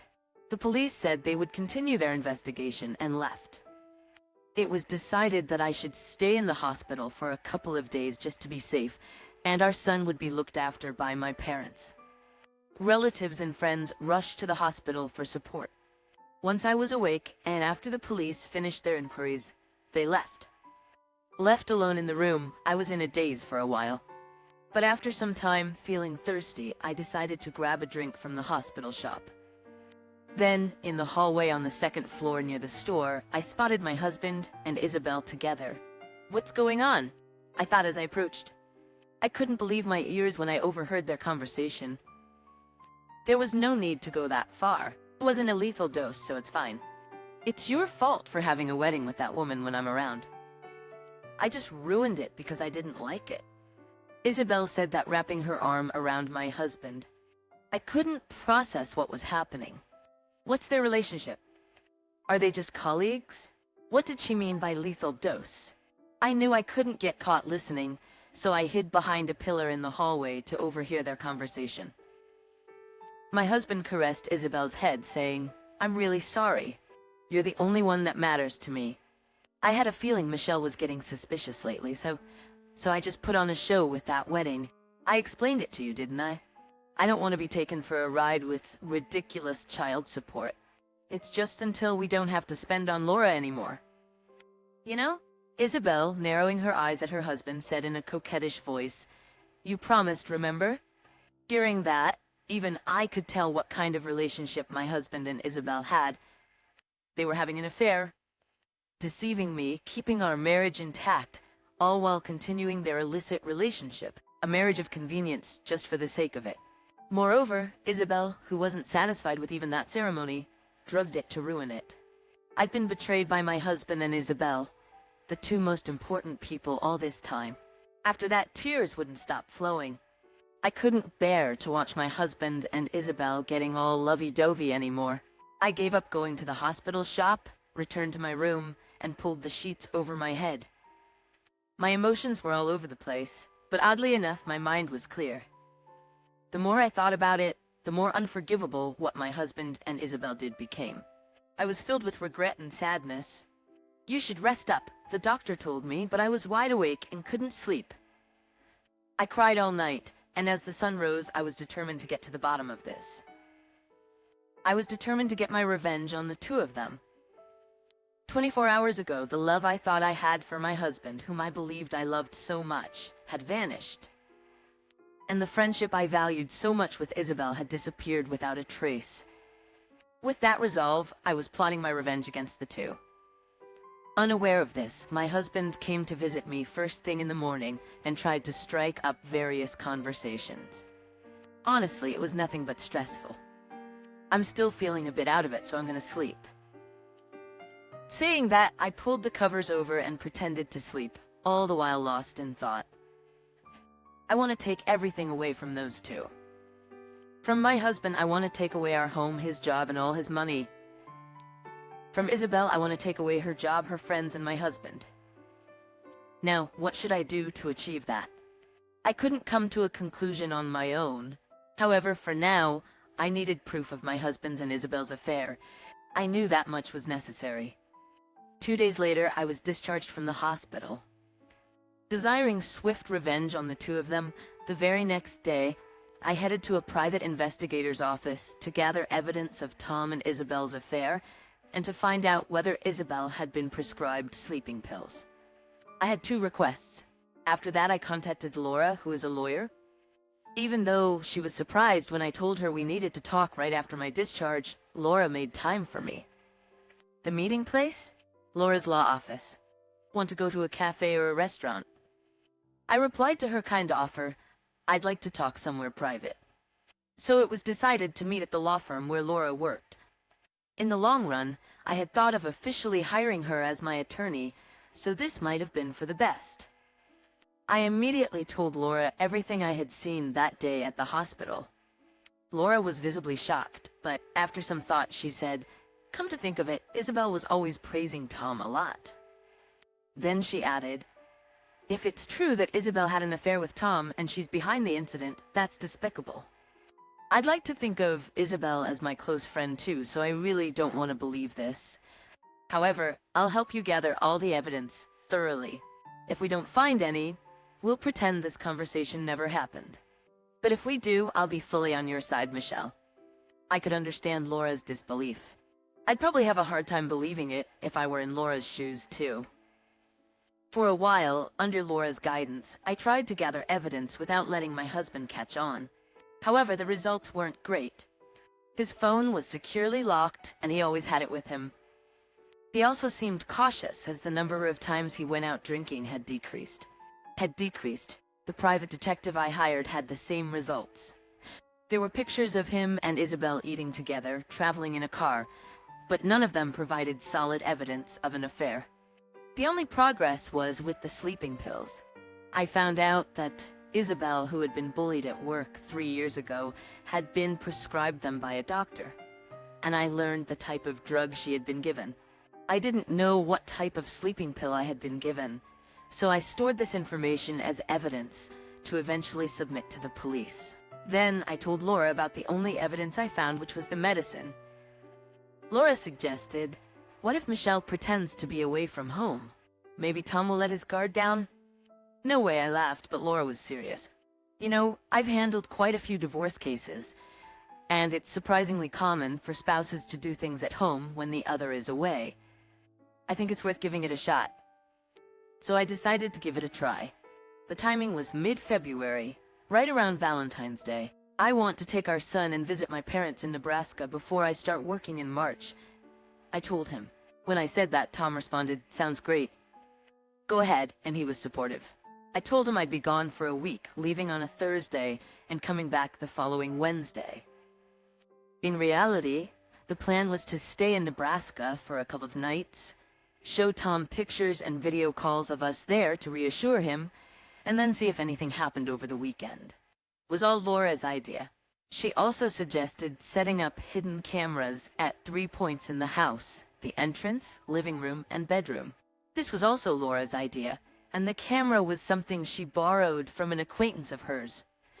As planned, I sent Tom pictures of my son and me in Nebraska and made video calls to him. He genuinely seemed happy to see us having a good time. Maybe I had misunderstood what happened at the hospital. I couldn't see any signs of abnormal behavior from my husband. But the next day shattered that notion. I checked the surveillance cameras I had set up. First thing in the morning, Tom had turned off the pet camera we use for our son, or covered it with cloth. My husband was clearly acting strange. And then at 7 p.m., it wasn't just my husband who came home from work. He brought Isabel with him. Today's Friday. It must have been perfect for the two of them, having the next day off. Maybe Isabel will stay over the entire weekend. I quickly contacted Laura. So Isabel's the one he's cheating with, huh? After Laura sounded disappointed, she said, "Come back here tomorrow." She said that to me. All this time on the surveillance footage, husband and Isabel were getting all cozy. I stared at the screen, mulling over the revenge plan Laura and I had devised. The next day I had to go back home after being called into work. I told my parents and had them look after my son. I was hesitant to tell them the truth, but I knew if I did, my dad would say, "Hold on, I'm coming too." I could already picture him causing a scene, so I held back. Returning to New York, I visited Laura's office, but Laura greeted me with a worried look. "Michelle, are you okay?" I replied, I'm fine. Sure, I was shocked for a moment when I saw it yesterday. But I have no love or affection left. I just want to break things off ASAP. Besides, knowing I'll have evidence makes me kinda excited. When I responded like that, Laura looked somewhat relieved. Then the two of us reviewed the surveillance footage to finalize our plan. Once we confirmed that my husband and Isabel had left the house, we would break in. We had already secured some space for Laura and me in the bedroom closet, so we'd hide there. We'd monitor the surveillance footage, wait for my husband and Isabel to come home, and make our move when they showed evidence. During that, I would snap photos with my smartphone. Laura would record a video. However, my cautious husband didn't seem to want to leave the house at all. Isabel tried persuading him several times, saying, "Come on, let's go out. Let's have a date." But he declined every time. Watching with impatience, they finally left in the car to get groceries for dinner. As soon as Laura and I confirmed that, we executed our plan. We quickly went back to the house and successfully hid in the closet. After waiting for about an hour, my husband and Isabel returned, holding hands. It seemed like Isabel was going to cook dinner, wearing an apron, but it was evident she had nothing on underneath. Seeing Isabel like that, my husband, seemingly overwhelmed by passion, pushed her onto the couch and started to make a move. We exchanged glances and nodded, then left the closet and approached the two of them. The first to notice me was my husband, who had been holding Isabel from behind. Our eyes met, and my husband froze for about 5 seconds, then turned pale, and immediately let go of Isabel. "Why'd you stop?" Isabel said in a playful voice, lifting her head, and she froze too. She said to the two of them, "I knew you two were in that kind of relationship. I wanted proof, but couldn't get any. That's why I made up the story about going back home. Back home. Now I can get a divorce." "When did you find out?" my husband asked, his voice trembling. "I overheard you two at the hospital, so I knew you both drugged me." "Wait a minute, that's not true. I didn't drug her. It was Isabel who did it on her own." As expected, my husband spilled the beans about the drug. I grinned. "Did you understand, Laura?" "Understood perfectly." With that, Laura entered the living room.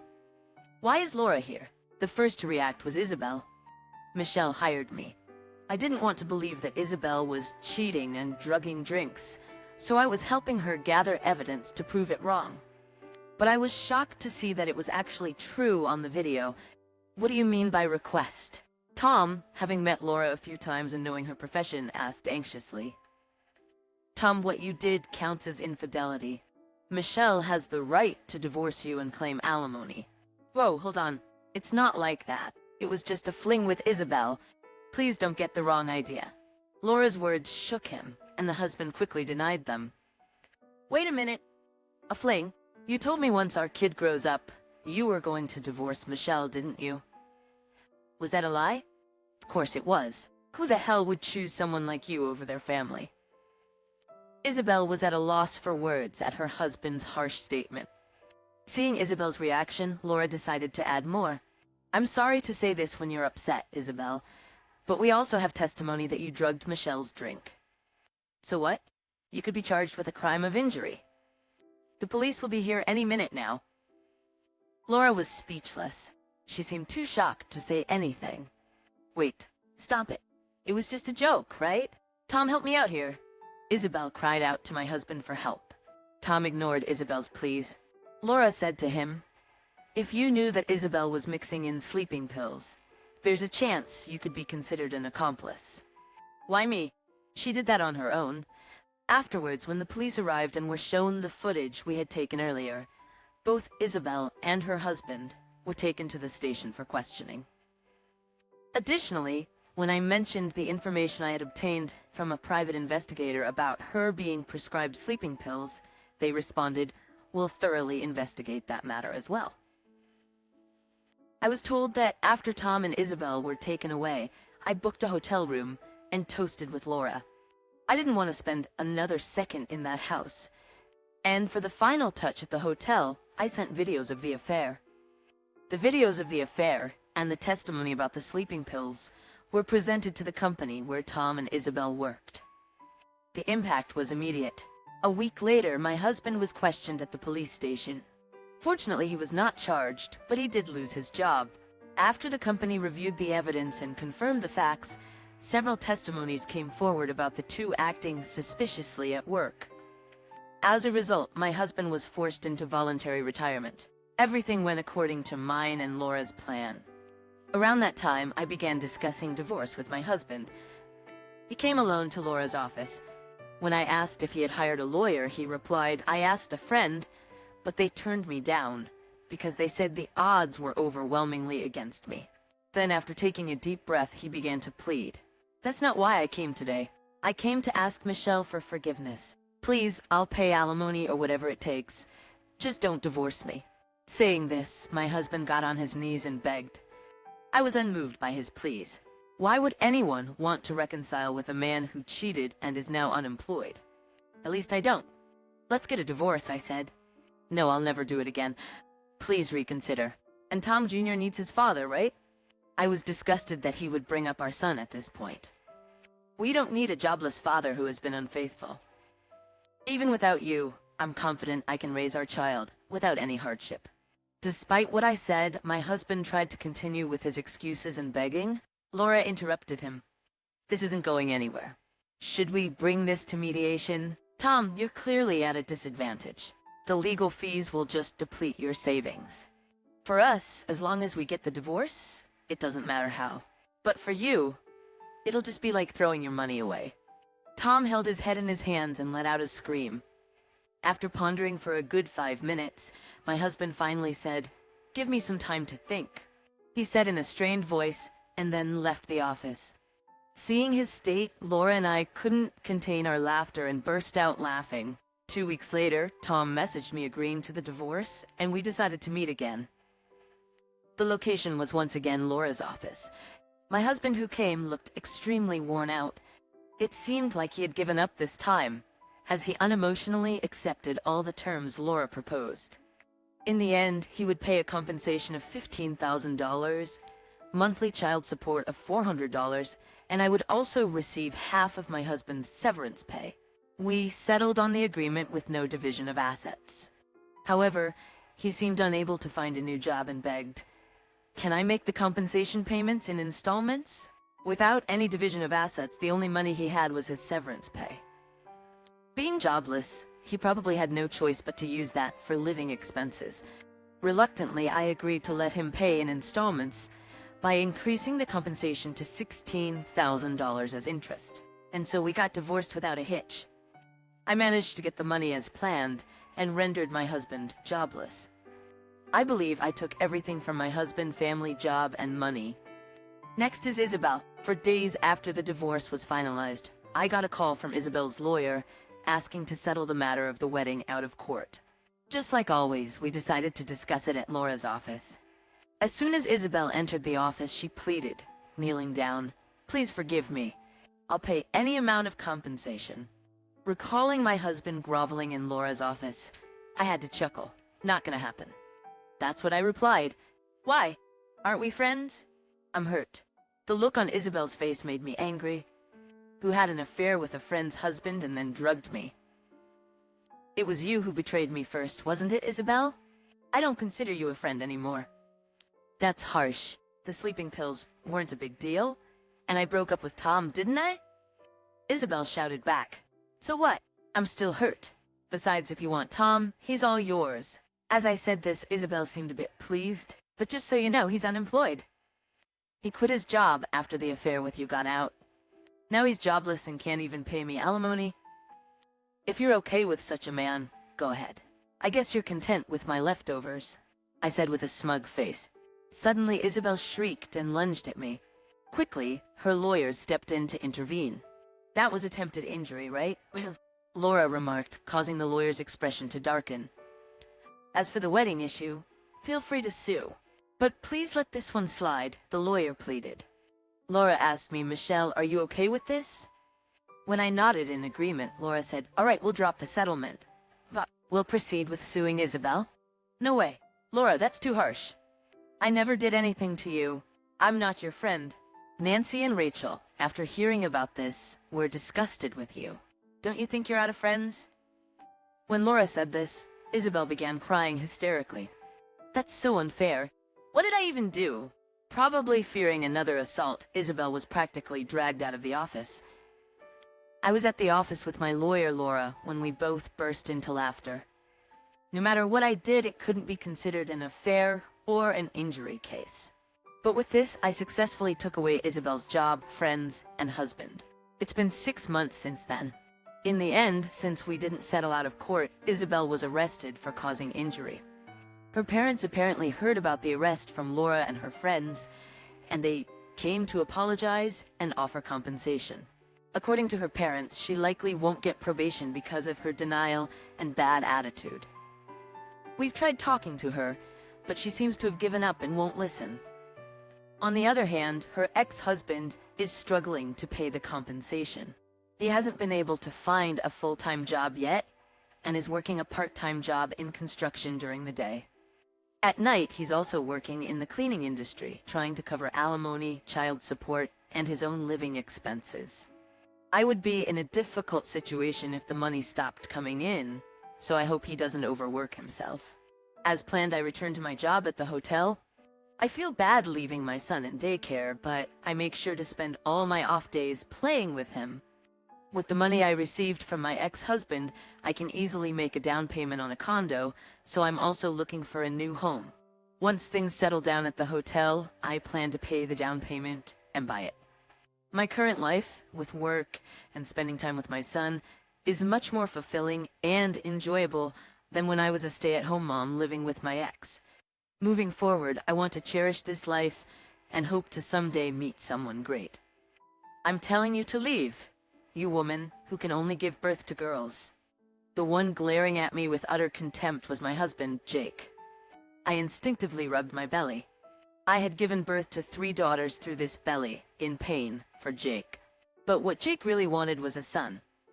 I still remember how after our first and second daughters were born, he said, next time it will be a boy. When our 3rd daughter was born, Jake even left the naming up to me. Is this finally leading to a divorce? I felt like sighing. With a faint smile, my husband assured me not to worry about a successor, as there's already someone else who can bear him a son. My name is Susan, and I am a full-time homemaker. I just turned 40, and live with my husband, Jake, and our 3 daughters. It's been 3 years since I gave birth to our 3rd daughter. This month, I've decided to quit being a homemaker and go back to work. It's because, on Jake's salary alone, we couldn't afford to provide lessons for our children. For our 2 older daughters, I decided to work for the sake of our 3 children. Fortunately, I found a job quickly, and now I'm managing to cover our household expenses while working. Lately, Jake's been complaining more and more about how his parents are getting older, and that I should be the one to take care of them. It would be a big help if you could quit your job to look after my parents, Susan. That's out of the question right now. Why? We can live comfortably enough on just my salary if we don't overspend. Overspend? I've never done that. I'm working because your paycheck alone won't cover extracurricular activities for the kids. They don't need any extracurriculars. It's perfectly fine if they don't learn anything extra. This is the kind of nagging I always get from Jake. That's why I've learned to just brush it off whenever he brings it up. Are you even listening, Susan? I hear you. I'll do what I can to help out. Honestly, I can't stand my in-laws. I genuinely don't want to help with their care. But Jake and I live near his parents' place. It was his idea to start our married life in an apartment close to them. At the time, I didn't know their true colors and thought it would be convenient for me too, saying naively that it would be helpful. But it didn't take long to see their true nature. About 6 months into our marriage, my mother-in-law asked me to help clear space for a big table she bought, so we could all gather anytime. That's when I started helping out at their house. I found myself constantly being bossed around by my in-laws, being told where to put things to tidy up to serve tea like some kind of servant. Being newly married, I couldn't handle it well, and just kept helping as they told me to. Because of that, each time I visited their house, they treated me worse and worse. Every visit, I felt like a little maid, having to listen to the in-laws boast about the old days, or complain about their struggles for what felt like hours. And then they would end up meddling in our private life, pressuring us to quickly produce a male heir. Even my husband, who said he wanted kids, would say things like, "Of course I'd prefer a boy. Actually, if it's not a boy, there's no point in having one." When I was pregnant, all that those three cared about was the baby's gender. When they found out our first child was a girl, they insulted me and said things like, "Well, there's a saying, first a girl, then a boy. She'll be handy to have around." When the second and third turned out to be girls too, the in-laws openly lost interest in them. They would just keep saying, "Next time, make sure it's a boy. Why is this house such a mess? There are no rowdy boys running around, and still, it's not clean. You use being busy as an excuse. Can't you even clean properly? Maybe it's your laziness, that's why you can't have a boy. All these girls in, all they'll do is get married off elsewhere. They can't be successors. You should be taking care of us, the heads of the family, instead of wasting time on girls who are of no use as heirs. To think these are their own grandkids they're talking about. I never invited them in the first place, and I sure as heck don't want to go to their place. Being dragged to their house and treated like this is more than I can stand. I've told Jake countless times that I want to keep our distance from his parents, but it's like talking to a wall. The house being a mess is a fact. Girls are supposed to play quietly and read books, right? Instead, they just scatter their stuff everywhere. If you can't manage housework and childcare, which are supposed to be a woman's job, then it's no wonder you're being criticized. How can you say that when we're both working to raise our 2 kids? It's impossible for housework and childcare to be solely my responsibility. If working is your excuse, then just quit and be a stay-at-home mom. If you can't do that, then what my mother is saying is right. Do you think you can support me and our 3 daughters on your salary alone? That's why I'm working too. It gives me a headache just thinking about it. Sure, there was a time when men worked and women took care of the home and kids, but those days are long gone. Now it's normal for wives to work too. But to accept the changing times, while still insisting that housework and childcare are solely a wife's responsibilities, is just too convenient. No matter how much I try to convince him, Jake just won't change. Mom is right. It must be as Dad says. Every time I hear these words, thoughts of divorce cross my mind. But my daughters, oblivious to everything, are fond of Jake. Only the eldest, a middle schooler, seems to have some reservations about Jake. Being in the throes of adolescence, she doesn't seem to be very interactive with Jake. Yet whenever I see the third girl innocently laughing and clamoring to be held by Jake, calling him daddy, I can't bring myself to go through with a divorce. 3 months have passed since then. For some reason, Jake started coming home late more frequently. I was suspicious and asked him when he returned home. "Jake, you've been quite late recently. Is something up at work?" "No, it just happened today. A junior messed up and I had to cover some overtime." "Don't worry about it." At first, I believed his words. But he began to come home late more often, and I asked again. Then Jake started making excuses like he was held up at work, entertaining clients, or meetings with partners ran long. Even as I started to suspect Jake's words and actions, I couldn't muster the courage.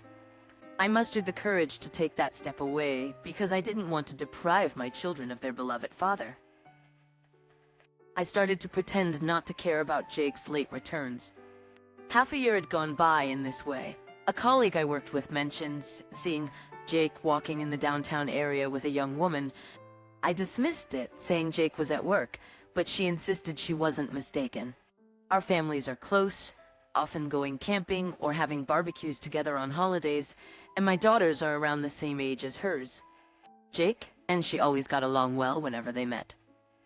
So I knew she couldn't have mistaken someone else for Jake. But even knowing this, my desire to trust Jake was stronger, and her suggestion to approach him next time made my heart skip a beat. I told her I would talk to Jake about it, hoping it was just a misunderstanding. I went to see a private investigator immediately after work and requested a surveillance operation. 5 days later, the investigator got back to me, saying it had been quite straightforward. When I met the investigator after work, I was presented with substantial evidence. There were several photos of Jake entering a hotel with another woman, and the results were incriminating. I decided to confront Jake about the affair as soon as I got home.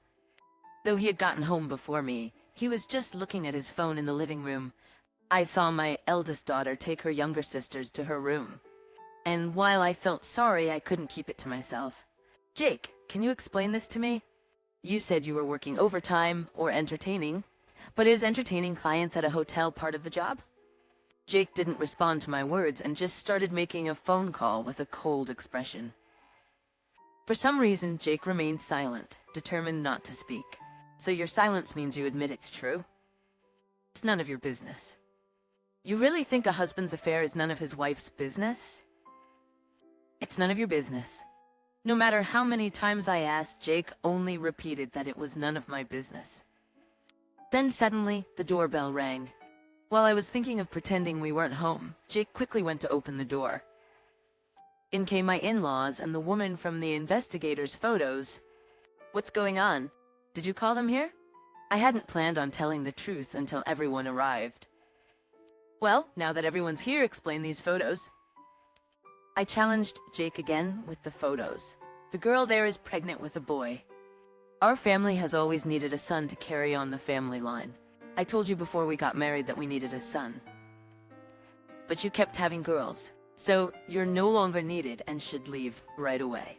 Just when I thought Jake was starting to make sense, he handed me a divorce paper with an explanation that didn't make any sense. Hold on, pregnant? How many affairs do you need to have for that to happen? Sure, I knew about the son issue, but we can't choose the gender of our babies. Besides, you always seem to love our daughters. Susan, you've heard the story, but you're someone who could only have girls. Just leave this house quietly. I'm sorry, but I'm not talking to you. I'm talking to my husband, Jake. What's going on? As I pressed Jake for answers, my in-laws interjected. That's enough. We're finally having the boy we always wanted. It's best for you, who couldn't do anything, to leave. I'm not talking to you. I'm talking to you, Jake. So why do both of you come barging in? Don't try to change the subject. At my words, my husband lets out a heavy sigh. Enough already. There's no need to discuss this. All Susan has to do is leave this house quietly. What are you saying? We have 3 daughters, and you know as well as I do that it's impossible for me to support all 3 with my current income, right, Jake? That's none of my business. You're the one who wanted to have 3 girls. Just get out already. Don't be ridiculous. What do you mean wanted? You used to dote on all 3 of them too, didn't you, Jake? Why would you say something like this all of a sudden? I thought my husband would say something in response to my words, but it was his mistress who retorted. Oh, this is why dealing with an older woman is such a hassle. When you're told to leave, you should just leave gracefully. What are you even doing here? It's because of you showing up that our family is in this mess. Mess? Don't you mean it's your fault for not being able to have a boy? The mistress sneers at me with a snort. I painfully realize that I've expected too much from my husband. We have 3 kids, and our youngest adores her dad, so I wanted to believe that divorce isn't the only right answer. I thought he would think of the children when faced with the evidence. Even if he didn't have a change of heart, and we couldn't be a happy family, I believed he would at least act the part of a good father in front of the kids.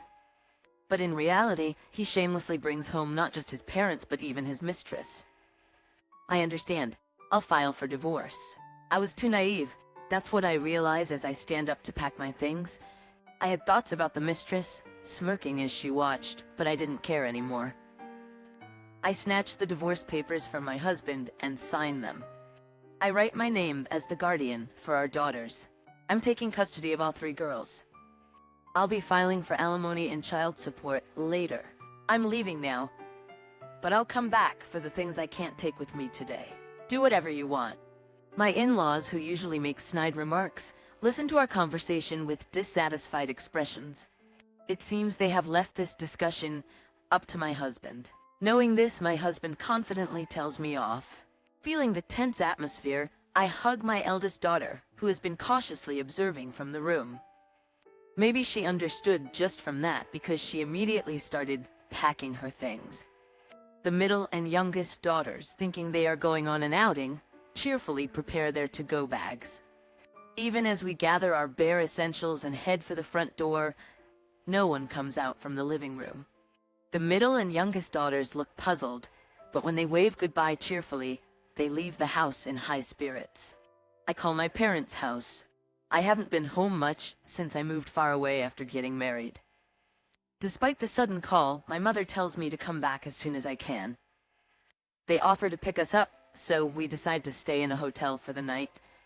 There, without telling my daughters about their father's affair, I explain Daddy and Mommy are just heading down different paths now.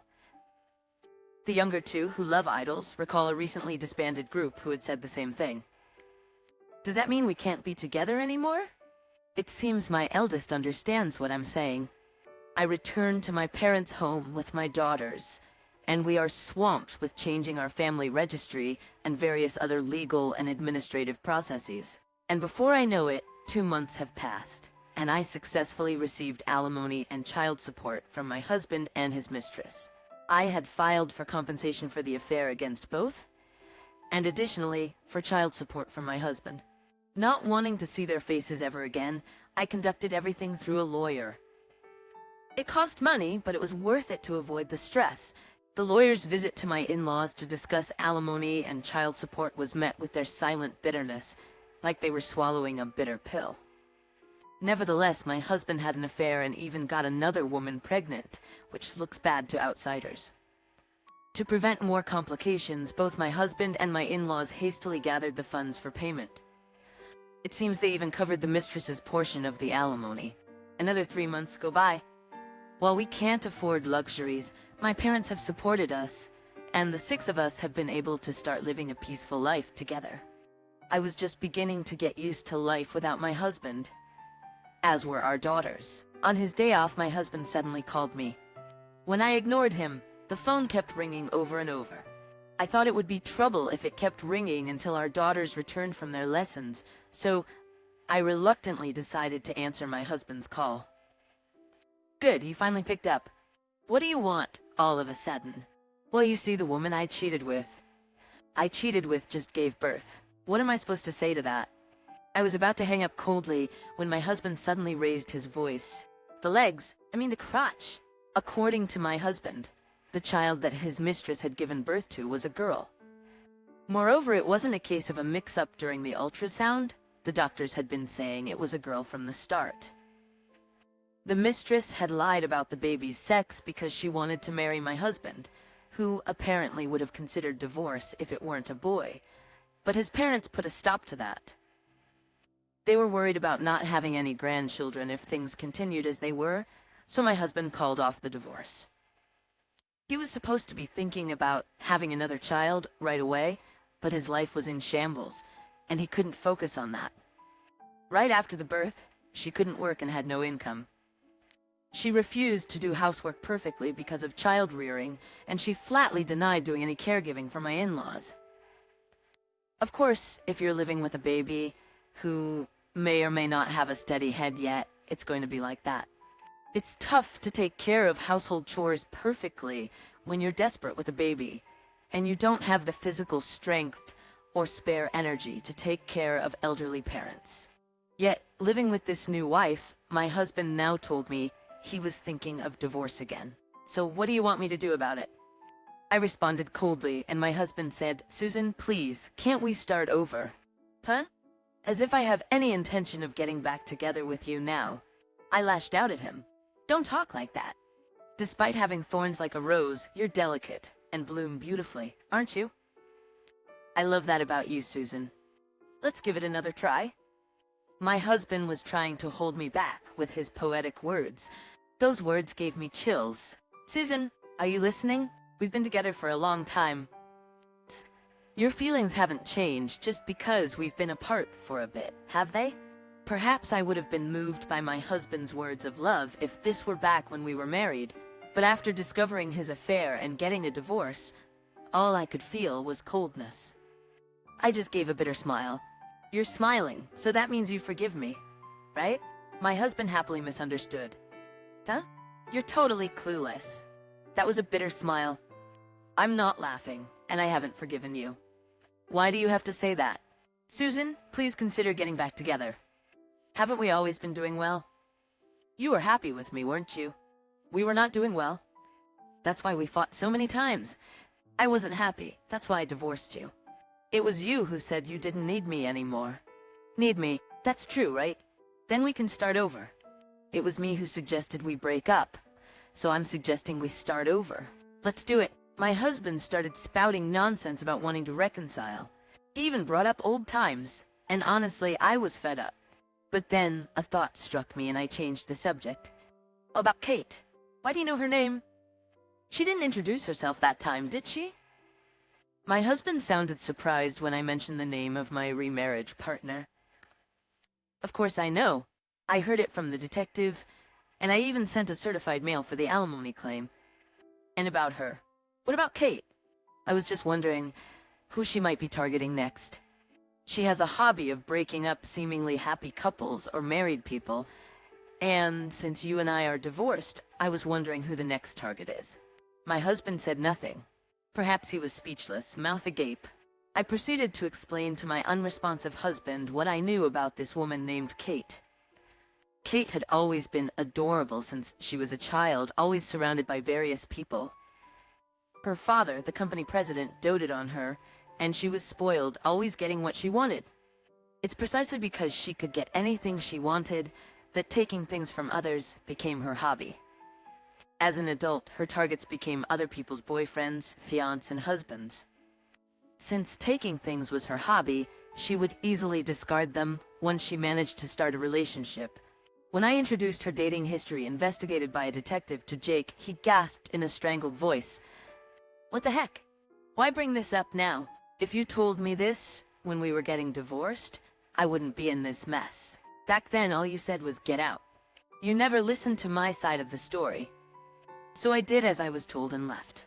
It's not like a woman who approaches a married man can be considered good-hearted. Don't talk like that, Susan. It's so sneaky of you, making it sound like it's my fault. If you had just explained things properly back then, it would have been different. Jake, for some reason, started to speak in a defeated tone, playing the victim when he spoke to me. Angered by his words, I snapped at him. What are you on about? You're the one in the wrong, not me.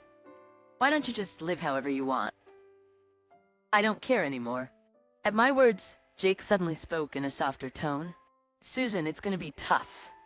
Raising 3 daughters all by yourself. Let me take at least one of them. If you let me take one, you'll have an easier time. Aren't 2 kids enough? The cloying sweetness in his voice was so vile, it made my head spin. What in the world does he think of our daughters? I could never send them to live with him. To live with such a man, neither Jake nor his parents really wanted the girls because they loved them. He kept saying any girl would do, or just one, talking about them as if they weren't people. I could only see a future where they would be preyed upon by Jake and his parents. I knew that as they grew up, they would receive the same terrible treatment I did. That's why I refused adamantly. Don't be ridiculous. I will raise my daughters properly. Don't be like that. A child needs her father, don't you think? Jake argued defiantly. A father who can't even raise his kids properly, let alone cheat, has no right to custody. I spoke firmly, leaving no room for misunderstanding. Even so, it's up to the girls to decide if they want a father like that. They're too young to decide for themselves now, so I'll take responsibility and raise them. Enraged, I conveyed my feelings and hung up the phone on Jake. I don't know if it was because I immediately blocked his number, but I never heard from him again. Months went by and it seems Jake and Kate's divorce went through without a hitch. Kate went back home with her newborn child. Apparently, the child's father is also married, and she is being sued for alimony not just by Jake, but also by his actual wife. Strapped for cash, she seems to be working hard at raising her child with the support of her parents back home. Terrifyingly, she shows no signs of remorse. She is aware that what she's doing is wrong, and if caught, she pays alimony as a sign of her sincerity. However, it seems that the money is also being provided by her father, who is a company president, allowing her to live a carefree life. It appears that the reason Kate went after my husband was just a whim. With her natural beauty and status, she would freely take other women's boyfriends and married men, and she decided to target married men as her next conquest. It just so happened that Kate set her sights on Jake and me when she saw us in town. It was a complete nuisance to have our lives disrupted by her caprice. And the reason Kate decided to marry Jake, something she usually didn't bother with after taking a man, was because Jake was indecisive and indulgent towards her. It seems Kate wanted a man who would treat her like a princess, indulging her every whim and buying her whatever she desired. Now, I couldn't care less about it all. I was stunned by the sheer audacity of not just my easily swayed husband, but also Kate, the woman he cheated with. My husband Jake was deceived by his affair partner, but he had the chance to refuse and didn't take the bait. No matter what stories I hear, the fact that Jake betrayed me won't just disappear. I also heard that Jake's family was ostracized by friends and relatives, moved far away. They only stormed into my house once after the move. Susan, stop being stubborn and hand over one of the kids. That's right, Susan. It's not good for a child to receive all the love from just one parent. We'll raise her together, the three of us. Please stop. I'm fine raising her on my own. Thinking that my youngest daughter, who was still too young to understand, would be okay, the three of them came with a menacing look to take her away, and I resisted desperately. You can't handle it, Susan. You can't raise her while working. Hand her over, Susan. Poor thing. Don't worry. We'll raise her properly. No matter what I said, they wouldn't listen. Stop. Don't take her. This is kidnapping. My youngest daughter cried loudly, and I screamed just as loudly. Thanks to our cries, the nearby residents gathered and quickly restrained the three of them. After a while, the police arrived from a call and took the three away. I repeatedly thanked my neighbors, relieved that my daughter was safe. Later, the three of them received a restraining order, but I'm considering moving, because a restraining order isn't enough to make me feel safe. Since they know where we live, it wouldn't be strange for them to show up at any time. I've discussed moving with my parents, who live with us, because I feel sorry for them too. They said they'd dispose of the house and move with us, as it would be a nuisance to be followed forever. Still, I feel guilty for changing my daughter's environment so often. Yet seeing their smiling faces and healthy growth heals me. I've decided to move to a new place to protect them. Just before moving, I got a call from an unregistered number. Thinking it was the moving company or someone from the city office, I answered, only to find it was surprisingly Kate. Summing up her sobbing story, she had apparently gotten into trouble for being with too many men and had contracted a serious disease.